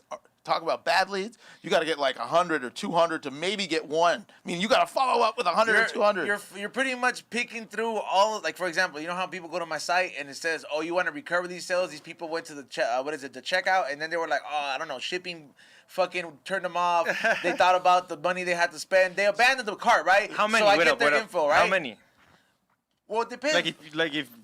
Like have you tracked it? How many people you have to on my site? Yeah, how many? Yeah, like you have I have to an talk email to I have an email that I hit up that I hit up with certain people. They'll be like, you know, maybe like 15 a week or something like that. 15 a week. Yeah, they'll come in. They'll come in and they'll get to the cart and then bail. Yeah, I mean, my audience is very high, so like most of the time they'll probably be like, oh, I forgot I was buying that, you know. That's a problem. They'll probably, you know, and I'll send them an email and I'm like, hey, you know what? You got to give them the weed that makes them hit. Yep. Buy. Be like, I noticed you abandoned the cart. Here's a little fucking 10% discount on the next time. It's the same thing you got to do when you buy these leads, bro. Like, you got to look through this shit and hit up, hey, I saw that you were recently on Zillow.com. What is it? What is it? You were looking at these houses. I have 5 of them in the area, bro. Yeah, you want to look at them, and you know when you got to talk to 100 of those people to get one that says, yeah, let's go look at houses, and then out of those 100, one that looks at houses, you probably got to find 5 of those before one of those actually becomes someone that writes an offer on a house, or someone that even has credit, maybe. Or someone that's got credit. But unless they're Pablo Escobar's family that's got plenty of crypto. Right. But real, yeah, man. so the Has leads, anybody ever bought a house cash? Yes. Damn. How much we talking? Well, okay, there's cash and there's cash. So What do you mean? What do you mean? Like Yeah, there's- explain so you're that. talking about there's people cash that and you're talking about. briefcase. See how happy you got when you heard that guy's register, dog? He's talking about Scarface open the briefcase cash. Yeah. I haven't experienced it. I have heard from some of the old timers, guys that have been in the business for 70 years, that did happen in like the 70s and 80s. It doesn't happen anymore, but people would come with briefcases and Ooh, boom, the IRS stack would, them up. nice. the IRS would be up your ass, bro. Like, I mean, Oh, I have a fuck, good dude. story, though. I do have a good story. One of my closest friends growing up, Steve Levine. Shout out to Steve Levine in Bali. So Steve Levine grew up in L.A. with me. Nice family in Brentwood and this and that. Decided he did not want to go to law school. He did not want to follow the path of, like, you know, go do the right thing and get a good job. He was a surfer. He loved surfing. He loved getting high, all this stuff. He decided on a surf trip to Bali that he's never coming home. He was like 19 or something. I'm not coming home. Damn. So the story, getting to real estate, is eventually he learned the language. He became super close with a lot of local families. He became part of the culture. And he was surfing, and he had a little shack that he built, and he was so happy. Well, his best friend, who was a local, who he built his shack on the family's property because they became best friends. The best friend said, my family wants to sell out our property. And my friend at this time, Steve Levine, and it's on my podcast. He was on my podcast a couple months ago. He was still young. He was like 23, 24, 25. So this was a while ago. And he said, well, I don't have money. What do you mean? He's like, no. They'll give us local price, not tourist price. And this is in a place called Uluwatu, which is like it's like saying Malibu or Pipeline for surfing. It's one of the most now famous surf spots in the world. and they had property on the bluff overlooking the beach. And my buddy's like, well, my buddy did come from a real estate family, so he's like, I'll go see it. He's like, he had no money. He goes and sees it. He's like, are you kidding me? What do they want to sell? And they said, all of it. All of it? All of it, or as much as you want to buy. And like, how much? Well, we'll talk to them. It's a local price. So it ended up being that this is like being on the beach in Malibu, tons of land, acres and acres. And I think it ended up being like 50 or 60,000 US dollars. This is in the 90s. And so, but he had to pay in local money. So talking about the local money in stacks, they had to go to the bank and get denominations of cash. They would only do cash. And the amount to get to 50 or 60 grand, it was like, I saw pictures, they have pictures of it. It looked like one of those Pablo Escobar, El Chapo like busts. you see that room where it's full of money? The money stacked up to the table because it was an Indonesian denomination. So that was a cash transaction. He said they had a contract and it was cash, and it's like they passed the money and they had to count each bill. He said his thumbs were bruised, and they had 4 people counting, two from the family side and my buddy and his best friend from the buying side, and they were quadruple counting. Here's 1,000, here's 1,000, and boom, here you go. Here's a stack. So they did a full cash transaction. Damn. So that's a hell of a story, man. So now he's built this Uluwatu Villas, and people go there and stay at his place. He built a boutique hotel, the best surf spot in the world. He bought this like 30 years ago. Leilani Resort, bro.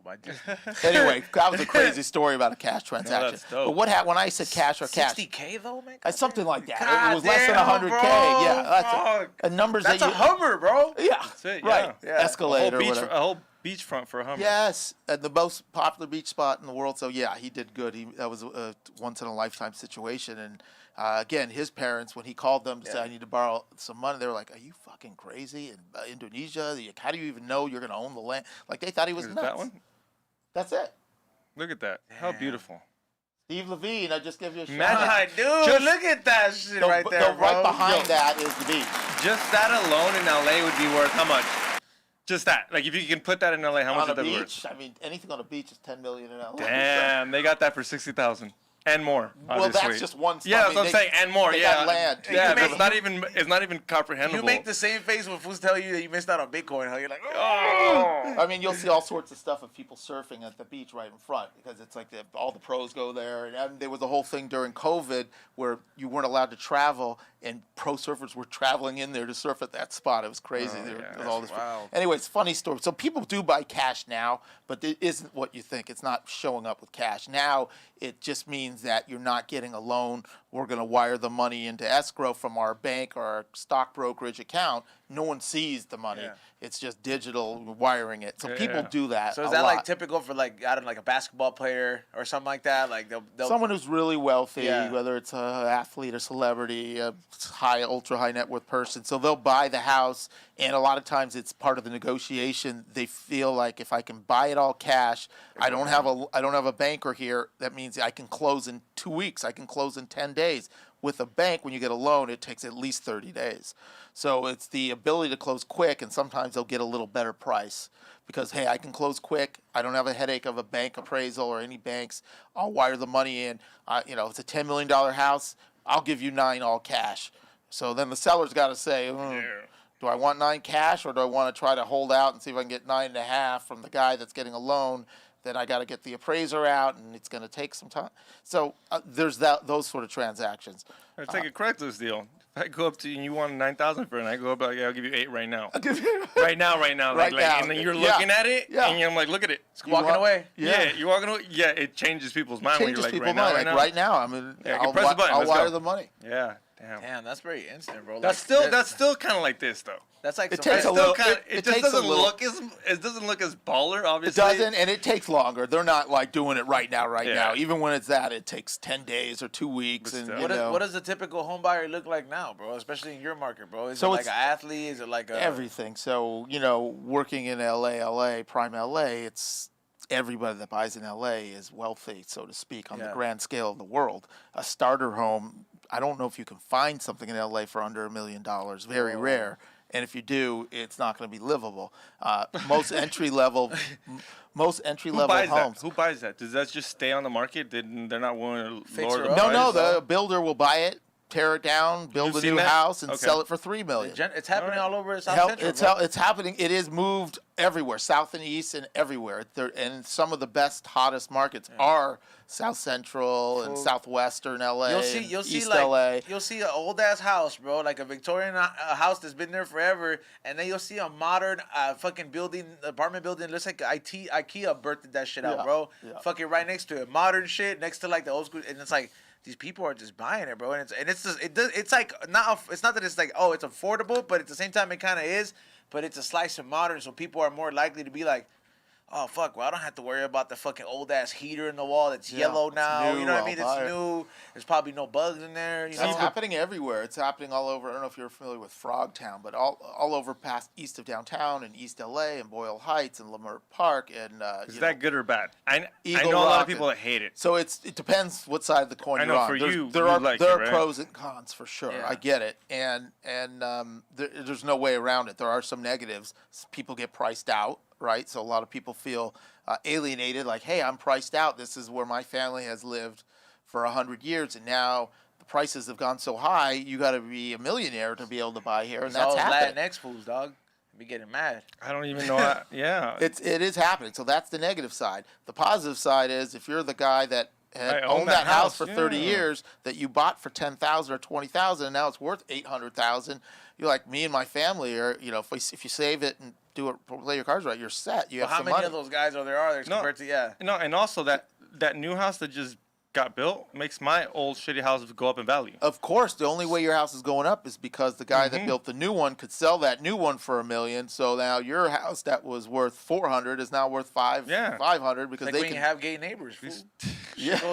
She goes up in value. You're right. Dog. It's good. It's good for real estate. Yeah. It fucking is, bro. Like it's true, but That's always something that people say. you have to like you look at these things, bro. But like, it's the way Can't the be fucking mad. game Can't works, be bro. mad. Can't be You mad. can't be mad at the game. that they know how to save, dog. So the word Can't be that mad at comes that, to dog. mind is gentrification. Yeah. That sums exactly up what they call it, yeah. gentrification, and it's happened everywhere. It's happened everywhere, and there's a lot of good and a lot of bad. And obviously, if you're into moving forward in business and growth and development and creating wealth, then of course it sounds appealing. But I also know that the other side of that coin is there's people that are hurt that can't get in to those neighborhoods anymore, that small businesses, mom and pops, that's heartbreaking that they can't afford to stay in their retail business anymore. That really sucks. When you get to a point where no one could afford the rent except a big global corporation, that's horrible. I don't think that's good. I don't think that's smart development. So there's probably a balance. There is a balance. It's very hard to find the right balance. And, I know right now in Boyle Heights and in East LA, they're going nuts because it's becoming trendy and art galleries and coffee places. And, real estate, if you own real estate there, you're becoming wealthy. But if you want to you run a business and have a retail place, or you're a young family and you want to buy real estate, it's really hard to get in and you're priced out. And so, that's heartbreaking. So what is the balance? I don't know. It's an age-old challenge there's always been. I think there is a smart balance that works. It's very hard to attain and very hard to, once you attain it, very hard to sustain it over a long period of time. But I think that's one of the things I want to do long-term with my real estate game is figure out how to do smart development in places like Boyle Heights or old communities that have been there that have culture and roots and so many cool restaurants and small businesses, and figure out how do you do this so that those businesses and those people that have been there can still flourish and create wealth for their families, and also create wealth for investors to want to come into these neighborhoods to create jobs and do it. So it's a fine balance, and it's definitely something that's been on my mind since the beginning of my career. And I've seen it going on in so many areas, from Venice to Leimert Park to East LA to Silver Lake, and it's happening everywhere. And I got to figure out how to apply what I've seen and what I know to try to create that balance. And I think that's something that I'm looking to do in my next phase of real estate. Do you work with apartments? I work with a lot of investors. Because I asked that because I was watching this documentary on Jared Kushner. Mm-hmm. And how he's a little asshole. How he'll do construction at night to get someone to move out. And I'm just asking if you've ever seen that, because that's some fucked up shit. Is that what he's doing? Yeah, so like let's say he buys this He's building. knocking on hammers to get people like. Yeah, like makes let's say it so uncomfortable that you're out of there. Because you don't have to leave technically, like type of thing on the Well, lease, that's bad. but he wants you to leave because you're paying so little, Yeah, and he yeah, knows of he can course. make you pay more because he can renovate So the that's- spot. yeah, and I'm just like, I know this is a whole different game out in New York because this is like Well, apartments, real estate, like. You start making construction at 6 a.m. It's pretty much legal, I guess, or 8, whatever. But it's not comfortable. No one likes it, and he does it on purpose to get you to get the fuck out of there. He gets you out. He renovates the spot. He renovates the spot now. Triples the and rent. Triples the rent, but Yeah. he can't get you out till you're out. So he finds a way to do it. And I'm like, have you ever heard of it? I've heard of stuff like that. That's yes. some like. I've heard of both sides of the coin, by the way. I've heard of developers that are unethical and taking advantage and trying to get people out. And I've heard of tenants that are squatting and not willing to pay fair rents.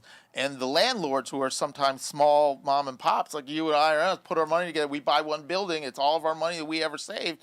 And you're struggling to get rent from people that are taking advantage. How hard is it to kick because someone the, out? Is because it that the hard? laws are favorable to tenants in California because it's such an ultra liberal tenant first policy. So, and I'm not defending any landlords that are scumbags. You know, No, of course landlords not. that are scumbags and should pay and have to get penalties. But I'm saying there are mom and pop apartment owners and people take advantage of them because the laws make it so hard to kick somebody out, especially if they're a certain age or certain ethnicity or certain or have a medical issue. That matters?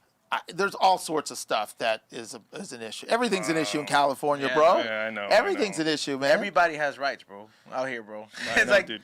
every homeless fucking- homeless have Homeless a house have the wherever most they go. rights. Yeah, they have a Homeless house got the wherever they most go. rights. They Don't can get take me a started shit. on the homeless situation. me neither, dude. Talk I'm not. about both sides of the coin. I have a ton of empathy and feel so heartbroken to see it, but also it's frustrating. As People hell. were mad that they didn't get a stimulus check. And they're I'm like, not they working. didn't work. Yeah. I thought I might as well give it to You said they illegals. didn't- Might as well give it to illegals. Might as well give it to anybody that I lives here hope then. they do give it to illegals at work. I mean, the That thing with work, illegals is, but you got to work though. of course, but I Yeah. think about when you think of most of the immigrants, especially the Latin American immigrants, some of the hardest workers. They're running our cities, man. They're running our restaurants. They're running our homes. They're doing our gardening. They're doing our cleaning. They're running business. I mean, helping the wheels turn, bro. Yeah, but they gotta work. that's You gotta work, ridiculous. but you Yeah, gotta but work. I'm saying a lot of the community, the Latino community, is working their asses off. They should be rewarded and should be given it, whatever rights and granted. Yes, the people that are criminals and not working shouldn't. But it's like we course. should it should be a merit system. If people are working hard and they're creating jobs and running their own business, yeah, bro. Listen up, Xavier. I don't know why We're you just think I'm dropping anti that. gems. Yeah, dropping gems, I think I'm bro. getting high off the secondhand smoke, you? and now I'm just I going was on a gonna rant. ask you that, man. I was like, I feel like that. Am I the first guy that hasn't smoked on the show? No, I think there's been like, no, not. Oh, on this show, yeah, probably you're the other person. Yeah. Probably, I yeah. popped the cherry. Yeah, But you're good though. but there has been You- other people like you can when- Elon Musk it if you want. You can kind of I can take a hit. pretend. You can You pretend know what? because that's what I he wouldn't did. mind. You guys are making it look so appealing, but I imagine if I did smoke any of the weed that you're smoking, I would probably be in outer space, like on an Yeah. acid trip, because Like, I'm not a weed smoker. like, I I know enjoy the it weed- once in a blue moon, partake on a special occasion, but I can only imagine seeing the crystals on this. I can't. I mean, I'm feeling high just by sitting in the studio. I know we did that same thing to Tony Hawk, man, because he didn't come in here and smoke, but he was sitting there, and I sit there on the I'm Green Thumb feeling it. podcast, and I'm just constantly blowing smoke up, but I'm not conscious of the fact that it's going straight to his face. So like at the end, he was obliterated, and he was like, "Yo, man, I stopped by McDonald's Yeah, the afterwards." munchies. Yeah, and he was like, I was starting to crave a Big Mac. Maybe I'm getting the Tony Hawk effect. I've Yeah. never thought about that. Working, I'm gonna have to get an Uber and go to McDonald's and get the Uber home. Imagine working as the drive-through guy and Tony Hawk pulls up, Mike Tyson pulls up, Yeah. fucking Mayweather You pulls know up. they're high, bro. Dude, They're pulling up you're to a- fucking Yeah. lit, dude. You're like, what Can the only imagine fuck? Mike To a- Tyson in his to- heyday. I mean, the stories you've heard. Have you heard these stories? The cocaine and the craziness. And crashing Rolls Royce and leaving them in the streets because it was Yeah. Fighting with gonorrhea I and mean, beat that fool up because he just wanted to leave the stage to go get that shit taken care of. Oh, gosh. That's wild. That's man. crazy shit. Gonorrhea, chlamydia, I don't know what he had, but I he don't know. legit was like He must- trying to scratch his balls with his glove at the same time of knocking that fool out. Damn, What an bud. animal. And now he's just such a different guy. He's so calm and mellow. And He feels like a very strong. You know, have you ever been fishing? You get like a strong ass fish. You know how it's like all muscle? Like when you hug Like a that salmon fool- because it goes up. He's It like goes strong. upstream. Yeah, like it's like goes and you know like it's like all fucking muscle, like one whole like a fish. That fool's like that, bro. He's a brilliant guy. I mean, if you hear him speak and talk to that, he's really articulate, really super smart, incredibly introspective about his own issues and what he's gone through. Talk about one of the Bitcoin blackout heartbreaks. There's a guy that was a billionaire and spent it all, and then some. Came back. And now it's coming A billionaire? back. Well, I don't know. Was he? I don't know. I mean, He a million should and be- billion. He is should close be to- a billionaire. He And should never today gone is- broke. I guess Right. if He you- should be a billionaire if he you- didn't blow his money. If you translate it in today's I guess like world, he would be a billionaire. If not Yeah. billions. Yeah. Yeah. Think like people like that made a lot less than him that invested smartly, like the Magic Johnsons or the Oscar Michael De La Jordan, Hoyas, yeah. or guys that they made a fraction of what Tyson made, and they did some basic things in Hell real yeah. estate and businesses and did smart accounting and didn't blow their money. Magic You can- Johnson made Chili's Right. popular as fuck in the Yeah. hood, bro. He Fat built the Burger, theater for Chili's, every Starbucks. hood. Yeah, Fat Burger, Chili's, Starbucks. Starbucks, bro. Magic was over here. He was like, And, yo, man. Baldwin Hills Mall, I think he did, or Crenshaw Mall. Yeah, Like, they that's the started one I'm talking about. developing- I live right by there. And it's like I've seen that shit get gentrified so many times, bro. That fool will donate to the museum that's on the third floor. Nobody gives a fuck about. Fucking just he's just over here just doing shit, bro. Yeah, I mean, that's if you're smart with your money, that's where you end up. All that shit is tax deductible to him, dog. like It's he- sad. Most of the guys don't end up that way. More guys end up like with Tyson, like the athletes. And I have so many clients like that. And I'm always trying to talk to them about being conservative and saving your money because they make enough money in those 4 or 5 years of their peak career that they should be set for life and generations of life if they are smart. And sometimes, a lot of times they just don't. They just spend it like it's never going to end. And Look then at Iverson. so many. I mean, Yeah, there's So and it's like you mentioned that about the school system. They don't do that, and it's the yeah, same thing. They don't do financial that. literacy. They don't do that. And they teach everybody. They teach all those NBA fools the etiquette of showing up with a suit to the game. Yeah, speaking fucking to being the there for your press. family, helping out. Fucking the Make a Wish Foundation. But they don't teach these fools how to invest your money, dog. Like it's like, hey man, listen, I know you like buying diamonds, but maybe one is enough. Like like why? I'll take it a step further. I think they do. The NFL and the NBA and the MLB, they try to put in educational, financial education, but I think it's too late. These guys are now 18, 19, 20, 22 that should have been in school. Yeah. They should have got some basics in school, so by the time they got the money, they already are well aware that, hey, It's so much. you can be a complete idiot and still be well. I made $20 million. Okay, I'm putting 10 and giving it to a smart accountant, and I'm never touching it, and I'm going to go buy Benzes and jewelry and all this other stuff with the other 10. well, But look- I'm not touching that 10 so that I'm good for the rest of my life. But there's they a don't. problem. It's only really in football. Is because their careers are so short and they can end Well- whenever. In soccer and basketball, careers end, but not as often as football, where Good like point. instantly these fools think like, Good oh, point. oh, I'm gonna be here forever. Ain't No, no, one it's gonna stop it's me. 2 years. And they're animals. Average, They're average. beasts. All these fools are beasts, and no one thinks they can stop them. I'm like, you're never gonna stop that fool. Yeah. Well, eventually you get stopped. Yeah. They slow That torn down. ACL goes down. Something happens, and that money Every that, time in football. and that's what it is. They live that NFL style. is a 2-year average. It's 2 years. Have you seen someone trying to buy a house that they can't afford because they're trying to live that lifestyle they can't afford no more? How often do you see some Yeah, TikToker living or out some? of their means. That happens, Have you ever and- seen a famous person who like Little Bow Wow who like you're like, dude, you don't fucking own that jet. Like I he think took he a did- picture of on a jet Didn't like it Lil was Bow his. Wow do pretty good? Yeah, but He but blew it? He blew his money? Not blew it, but he tried to flex. Yeah. He was he took a picture of himself getting on a jet like it was his, and then someone took a picture of him like I'm in the jet with him. Fake flexing. Fake flexing. And have you seen try to something like that? I Where it's try like- to filter that out. I do see it. I see other agents bringing people like that. I try to filter it out because You look, can smell it. How you've been in you the can game smell too long? it, but all time is precious. It's our last luxury, right? Time. So I don't want to waste time, just like you don't want to waste time. So don't waste my time. Don't bring some idiot here that has no ability to buy a house. And I'll tell you what, with open houses, which we don't have anymore because of COVID, Sunday open houses, signs everywhere, the whole world could come in. Yeah. We don't have that anymore, and I'm happy about it because so many times people, not just famous people, but random looky-loos, are coming in and they're wasting your time. You're like, I could be with my family. I could be watching the Lakers. I could go to the Dodger game. I could go take a nap. Like, there's a lot of things I could be doing. It's like a walk-in in the car lot, bro. It's like if it's not an appointment, bro, it's probably not gonna go Dude, nowhere. every time he talks about open house, all I imagine is that movie I Love You Man. Or that guy just goes in there and hits on bitches and eats the little snacks that they have. I don't know. I gotta see that. It's a movie called I Love You, Man. It's just fucking hilarious. And it's an open house, and that's what he this does? guy just goes in there and he hits on girls at open houses, and it's just like he's like, That is hilarious. He acts like he's gonna buy the place. And he's like, not. He's not. He's He's just there definitely to a talk to fucking a girl. loser. Yeah. He just goes in there and he's like, I'm thinking about buying this. And the That's girls kind of fall hilarious. for it. They kind of fall for it because he's kind of at the open Got house. it. Never at an open house unless you Oh, I kind see it of a lot. I do see that. You see that? I see that. I do see that. I see guys pulling up the fancy cars and the big watches because some of the girls are quite attractive in real estate. Oh, Because yeah. if you're Yeah. smart and attractive, Oh, it's a dude. great You're career. going to make me ask something I shouldn't have asked. Anyway, so I see that. It's guys coming in here. Oh yeah, I'm looking for a house, 5-10 million cash, and the girl agents, whoa, How often does it happen, like in those porn sites that we go through, where we're scrolling by and the realtor gets it for a crazy deal, and we're like, "Is that for real? Has that ever happened? Have you ever heard a story like that?" I haven't heard that I gotta one, but I ask, love dude. it. He brought it up. He's That like, was "We brought fantastic. sexy bitches in here." Like, I just dude, gave the house away. they make me want to buy houses even though I can't. Like, am I gonna be able to pull this hot chick in here? You gotta go the extra That's mile so just funny. to impress her, dog. That could be a good marketing tool. Maybe I could bring in porno actresses and strippers at my open houses, and I'll bring in the wealthy whales. The guys will come in, but I don't know if they'll buy houses. Though. That's the only thing. That's one. I got to figure that part out. Fucking Xavier, That's man. funny. What is it, Ray? We're getting towards the last 15. You want to? Do we have any super chatters? I know that we probably don't have a lot, but let's get them out of the way. Yeah, we got a couple. Let's go ahead and read them up. Cool.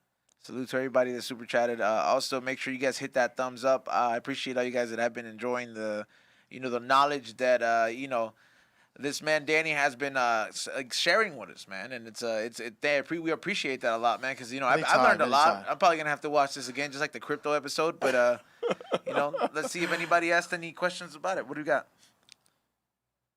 Hear first. me, Broseph, $4.99. Yo, I got that manta ray shoe paisa drip.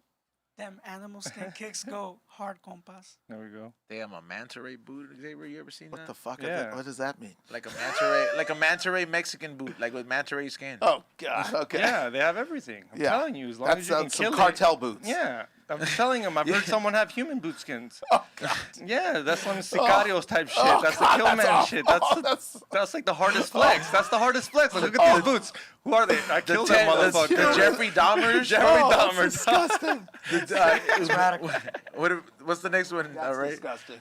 We got JG, $9.99. I live outside the Chicagoland area. I want to buy a 2 or 4 flat.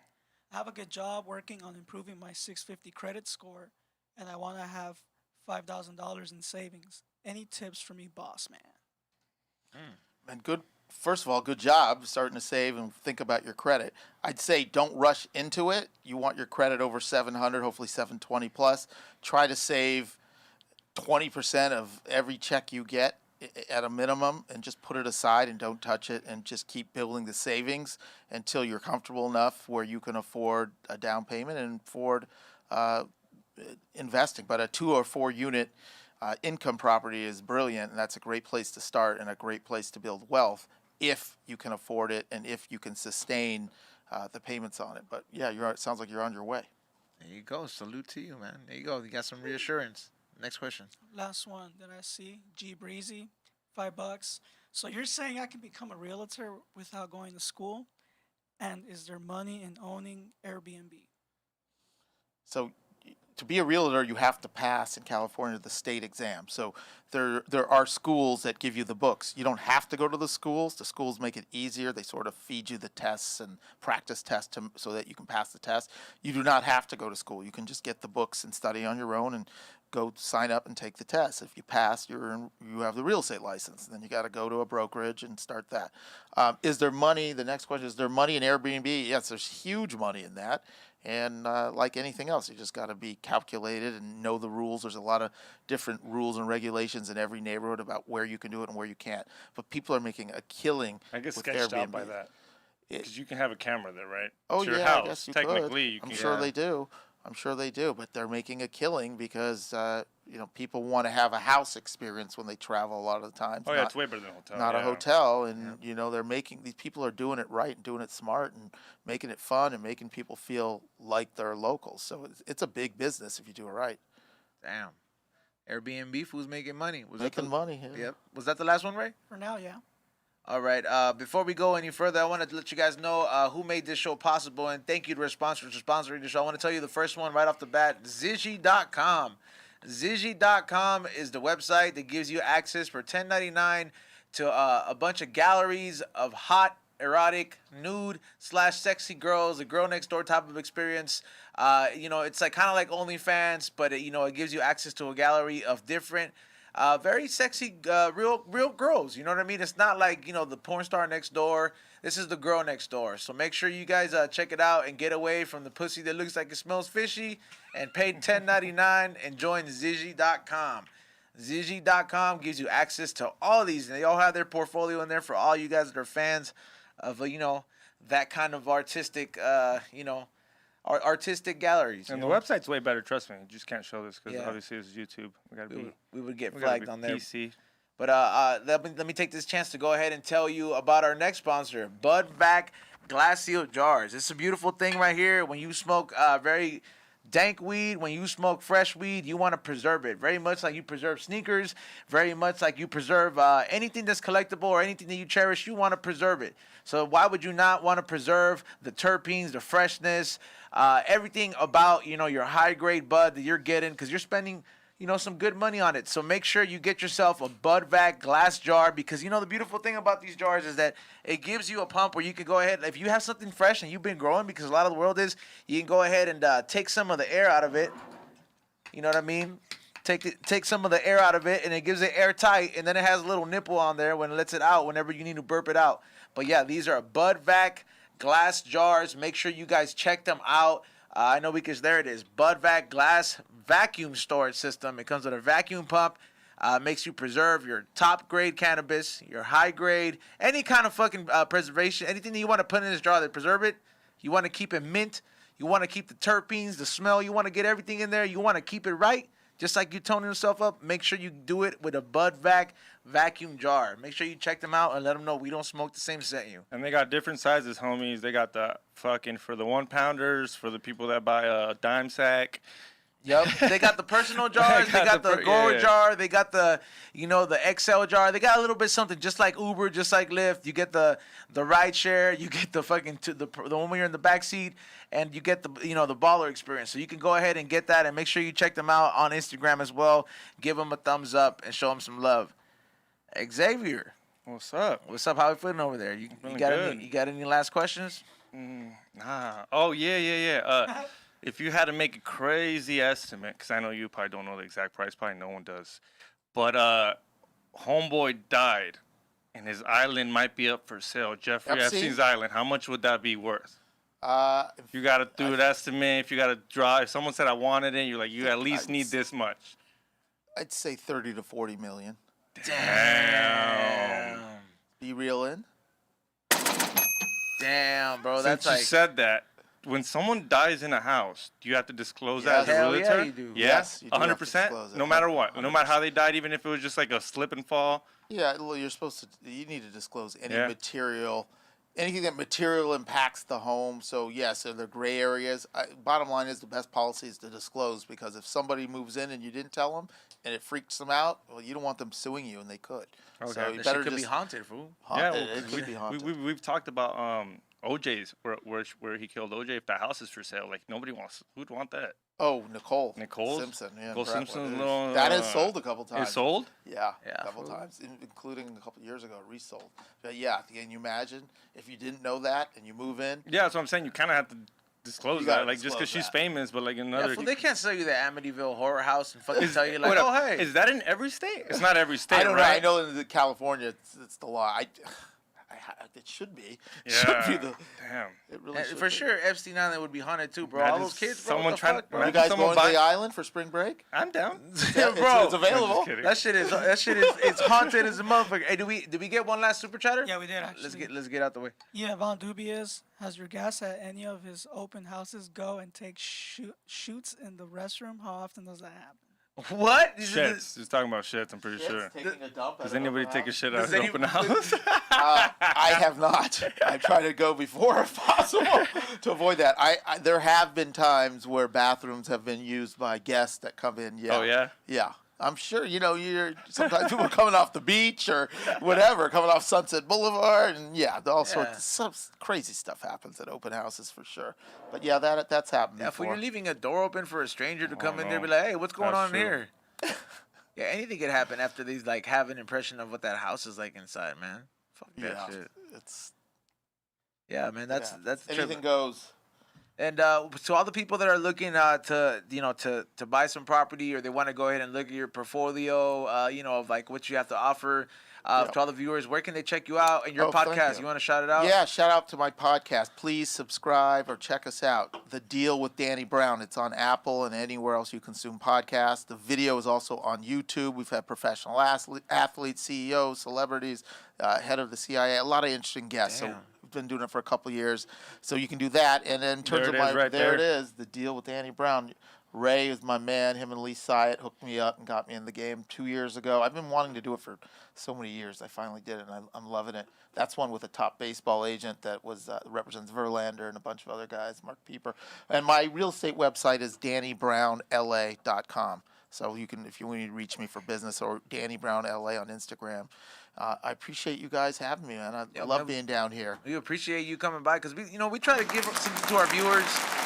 So they can take something home. It's not just like, yeah, we smoke weed, but we trying to live life too, Yeah, and it's like these are things that you have to consider. Shit, sometimes we start off the show by talking about when's the right time for a prostate exam, But 50. They say 50. See, so it's like we try to talk about things that are just all around, man. This is an educational family show. I mean, Exactly. just, Sometimes. Yeah, I was very PC today. I was trying to keep it controlled. But I know there's people in there like that because there's people out there because there's like 3 people that I know that they're like, I got real estate I got too. one more question before you step out. All right. As a 28-year-old, am I late in buying a house? What age are the people buying houses? What is it? I know there's no age, but there's no age. But I'd say everyone if you're like right now, I'm like, oh, I should have a house by now. But like, is it like the demographic of home buyers are usually families, and in this day and age, people usually are starting families much later because they're working to save money, and things happen later, and people are having careers. So people are starting in their mid-30s. Yeah, I'd so say. I'm saying. But there's people that are buying their first homes at 50 and 60, and there's no rush. My one piece of advice for everyone is like, don't rush. Like, I got to get in the game to make quick money. The housing market's getting away from me. Focus on yourself, not what's going on in the market.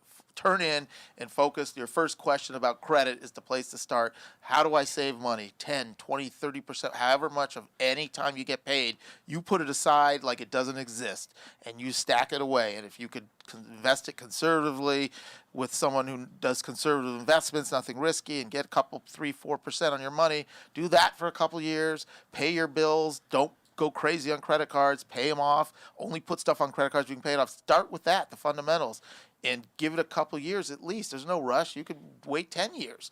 There'll be opportunities. Yeah, bro, you want to be the place you die, and that'd be nice. Save your money. That's what I'd say. Save your money and be careful about buying assets that don't appreciate, right? Don't buy so much bullshit. Don't buy the fancy car. You can go get a car for a couple thousand. You can lease a car for $150. You don't need to go get an Escalade. Yep. You don't have to be a rapper or an athlete or a realtor. You don't have to get the newest one, bro. Get the one 5 years ago. You know what I mean? It's cheaper. Save your money, build up your nest egg, and over time, compounding money over time is magical, like what Warren Buffett teaches and what people have always said for 100 years. If you save money and let it compound. You know your parents have been telling you that, fool, but it makes sense. I was like, your parents been telling you that shit since day one, bro. I just need to get another pair of Air Force Ones. Ahorrar dinero. Bro, I swear to God, bro, they'll plead to you, bro. Like, please save your money because they know how hard life is, like, bro. I don't want a receipt of all the money I've spent at bars, at raves. No. I don't want it. I don't want to know. Like, I don't want to know because I'm gonna cry. I'm literally gonna be like, bro, I'm a fucking idiot. Too, yeah, right? bro. Everybody makes stupid decisions. You gotta have here's the fun money too, right? You got your money for saving, and then you gotta have your money for fun and living too. Like, how big are the bags of weed you smoked? How many trash bags would you say? I don't even want to think about it, bro. Because you guys would be millionaires if you didn't spend money. Like, on I weed. look at it like this, though. If I want to make myself feel bad about it, I'll be like, for every ounce that you bought, for the last 5-6 years, if you would have just bought like how much is an ounce? like a gram of gold when it was going up every single time you bought that. How much is an ounce of weed right now? If I want to go buy anywhere an from average ounce of weed, $250 to $350. So And it's an ounce is like how big? 28 grams. So the little dime bags. So it's like gram 28 bags of those that were little. like- It's like 28 of those sacks that are worth 20. Yeah. Yeah. So that's to put it in perspective.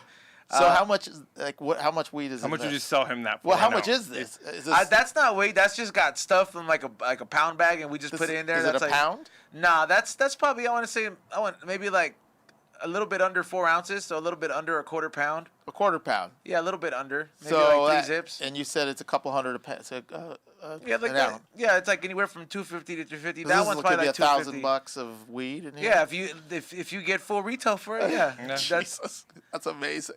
but it's you know Oh, wait up. Green gold is that? What it's you can grow this shit too, bro. So that's the beautiful That's true. part. You Yeah. can keep growing it. You can't grow land in real Yeah. estate. We're running out of land. They're not growing it. They're not making it. For sure. These diamonds right there. What is it?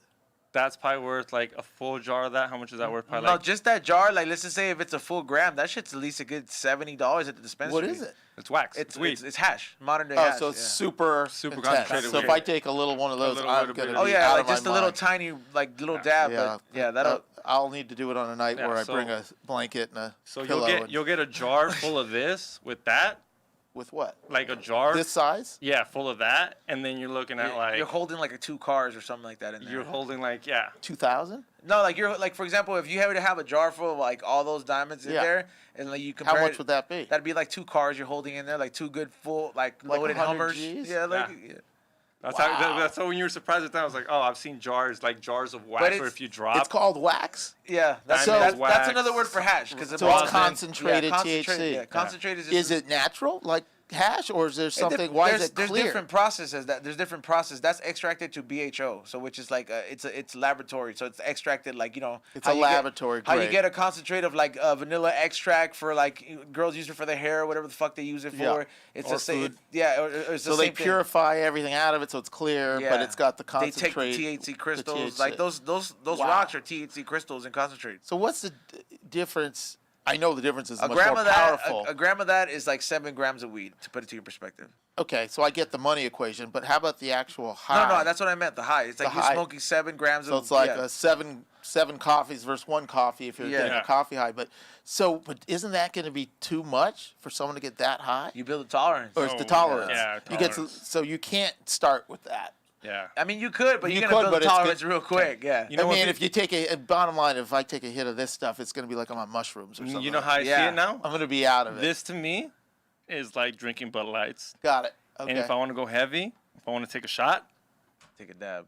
I'll take Got a little dab. Got it. See So what I mean? You'll feel that. This you don't even really I feel. gotta It takes smoke while. a couple wells. Yeah, it's just like Bud Light. I gotta have a couple of them, smoking a blunt, get it. hanging out with the homies. But if I'm just Crystal trying to go clear, to I sleep, get it. I trying to get go to it. sleep, good night. Yep. I get it. Quick How one. about they say the difference between like stevia and indica and like the tip of like the body high versus the mind high? all that shit really. Is that I real? would say that shit really matters to the person who really is not like so used to smoking the way we do. Like, Got it. like I have to smoke a lot of sativa for me to feel that effect. Like somebody like you, if you go to a store. You Oh, know, I know. like if you get a sativa, you'll feel all those things that They say. euphoria, energy. Dude, I'll smoke fucking 5 grams of sativa and I'll be like, man, this shit makes me Do wanna you go to sleep. know when you're smoking what it is? If you didn't know, like if someone said, "Here's some weed," you know. Oh, yeah, you that's- always gotta know. the- You always gotta know. You know. Yeah, you always gotta know, like especially like knowing growers and stuff like that. It's just anything you're gonna consume, you always want to know, especially like recreational. You know, whether it be like recreational drugs or illicit drugs, you always want to at least know. Like even if you're doing shit you're not supposed to be doing, get a fucking tester. Don't be stupid. You know what I mean? There's testers easily. Oh, to yeah, just, my- like, make For sure all it's drugs. pure. For so all that- drugs. For all drugs, my little brother put me up on that. He goes to a lot of raves. They He can was just like, get yeah. it at a pharmacy or No, you get it at a smoke shop. It's smoke not shop. that. Yeah, it's not that. It's just hard. like a little kit you can put a pill or yeah, the any same drug, thing and the it same tells thing you the cops what's in- fucking have. Yeah. You put it in there and it tells you what color it is. Got it. So you know that. Oh man, they put in something else that I don't want to be touching. You're like, oh, this like they said it Ethanol, was what do they put ecstasy, and then like, oh, this ethanol. tested What do for they say? heroin or What do something. they- yeah. What is it that puts everyone down now? Oh, Fentanyl. fentanyl. Fentanyl. Fentanyl. Nowadays man. it's that's the most essential Scary. thing you could do if you're gonna be out there fucking around. Cause Yeah, it's really, why risk your life? It's, Think of all these kids doing that. Kids it's that are really scary, teenagers. man. Like you gotta be careful. Just legalize drugs, and then we can make sure there's no fentanyl and no drugs. Well, just saying. That's a whole That nother. sounds Yeah, like a that's a whole- solution. That sounds a solution to me. That's a, that sounds like a tinfoil conversation. conversation, Xavier. That's a big conversation, but test kits is mandatory. They man. give them out Look at at raves this- for free. Yeah, they you, should. You Thank can go God. into you can go into a tent. They have these tents. Thank God they do. I'm so and glad you they do can that. literally tell them like, "Hey, can you test this for They me?" should do that. And they'll They do should. it so They should nicely. have. They should be required to have an EMT or. Oh, they Oh, have- no, they yeah, do. they have 'em. Oh, They have 'em. 100% at all Yeah, raves. good. They have EMTs. Because Yeah. can you imagine it's your It's a kid it's and a your festival sibling? It's like, look, The only- drugs. The only kids problem, are doing this. They've been doing this for Yeah. 100 years. Let's not pretend or be judgmental. Let them do it, and let's do it in a safe, responsible way where people don't have to die. I think You that's can what do raves it. are. Yep. If you You go know, to raves, they literally. I They're mean, being safer. I don't think they're They trying give you to. free water, give you everything. They give for you to free st- water for you to stay free alive. EMT. Eddie, Good. The essentials. There's Yeah. always someone. They should be checking up on responsible. you. They Yeah. should be, because that's then you don't get hurt. Yeah, they know they can't stop it, so might as well be as safe as You possible. can't stop it. And the venues Kids are know. kids. The venues know if someone dies as a promoter, that's bad for your. That's Oh, bad for your it's gotta venue. be Yeah. horrendous. That time that That's- it happened for Insomniac out here in That's in why LA, it ruined Oh, raves yeah. in LA. ruined raves in LA because this underage girl went in there, OD'd, whatever, Yeah. and it's just the moms go hard and Of we course, gotta as they blame someone. should. You gotta blame someone. You really do. I mean, Yeah, and like, Someone's goddamn gotta it, they didn't have test kits. And even Yeah. if they did, the kid didn't use it. Yeah, if and that, and if they did use it, would they have stopped using it if they knew it had? I don't know, but having the now- test kits, having the paramedics there is like, at least that eliminates the risk, now the Yeah. conspiracy or is it minimizes the risk. It yeah, doesn't now help. the conspiracy is that they wait till they'll take you to the hospital to claim you dead there, so that they don't have to claim that you died at the a venue. venue. Yep. Yeah. It's kind of weird because I mean I can't, but I've just heard that. I'm like, because all of a sudden no one's dying at raves, and you'll see a lot of people. I have seen people like, To cover it up. yeah, you got to Yeah. cover it up somehow. They're covering it up. Yeah. Are raves, like you're saying now, that there's water and there's test, but isn't there raves that are commercial raves and then raves that still are raves underground? Desert type Oh, shit. yeah. Like, yeah. or underground that's Yeah. not. Oh yeah. There's Yeah. still underground ones, and those are the like. That's the ones yeah. where anything goes. But Anything that's what it goes. was when we grew up. Yeah, It you'll was see anything fools. You'll goes. see fools doing everything in I there. should say when I grew up. You guys are younger than me. I was there in the 90s, and they were doing the early 90s, the downtown factories, and yeah, there's a lot of risky stuff. And at that age, you take these risks, and you don't realize it. And most of the time, you get lucky and nothing happens. But god damn, one story you hear about Oh, and that, and one kid at a rave that goes down from trying, having fun with their friends. You're like, oh, You know it's what's hard. funny? That could be Soul crushing, man. that could be an allergy, What do you mean? an allergic reaction. Oh, it could be. It doesn't mean that they took a lot. Got Doesn't it. mean that it was even Yeah, tainted. yeah, yeah. Doesn't mean Obviously. anything. It means that Means that person your chemistry doesn't react well that to that person's chemical. allergic to What- ecstasy. No matter which one, no matter if it could have been a homeboys, real ecstasy, Yeah. non-ecstasy, could have had True, meth in yeah. it. An allergic reaction, just like a vaccine. We want to Yeah. say, Yeah. if you want to go back to vaccine, someone's gonna get hurt from the vaccine. Not everybody. Most likely they're safe. Yeah. I still But ain't- if you're I- that person, you're And I like, still ain't gonna take oh, it, but I for sure Well, some people are that's- gonna get sick, and it's just Yeah. a matter of peanuts. Peanuts hurt people. Yeah. We got a final super Yep. chat. All right. And then do your shout outs, Ray. What's the last super chat? Yeah, Ray, what's G up, baby? Breezy, on a scale of 1 to 10, well, scale of 10, how high does Danny Brown feel? Oh yeah. Do you feel high, Danny? He's asking. That's a good question. I'd say I feel like a 3 or 4. All right. Like that's a not- perfect amount, really, for not smoking. This is like how I'd probably want to be, like if I took 2 hits. Like you'd enjoy a meal after this? Yeah. I'm Okay. ready to Yeah. get- We yeah. did our job. You did your job. I'd like to get, maybe not McDonald's. We'll go get steaks. We'll get some steaks, some wine, we'll chill. There Oh, we yeah, you go. got a Ruth That's- Chris like next to you, right? Oh, yeah, Ruth Chris. Yeah, man. That is that's the move right there. When you're right at that level. Ray, any last shout outs? Shout out to you guys. Shout out to Danny for coming through. Hope Thanks, you had Ray. fun. Thanks for having me. That was a blast. And I want to wish my fiance a happy birthday. Mazel tov, Ray. Happy you birthday. And your fiance. Many Yep. years of happiness. Congrats, Thanks. yeah, on getting engaged, Ray. For real. Thank you. Congrats on that. Salute to you, Ray. What is it? XG. What's up? What's up? And, Yeah, congrats to you, which I rarely say about someone getting married. But no, for real Respect. though, thank you for everybody who watching. Anybody who hit that like button, which is kind of a little bit of you motherfuckers, because not that many people hit the like button. You're But thank you catching for up. everybody watching. We'll have some mystery boxes next week. If you're looking for Tinfoil Hat Podcast, it isn't on YouTube no more. They don't like what we talk about. It gets a little out of hand, but you can find it on rockfin.com. It is completely free. And like I said, thank you for everybody watching. Izan, what's up?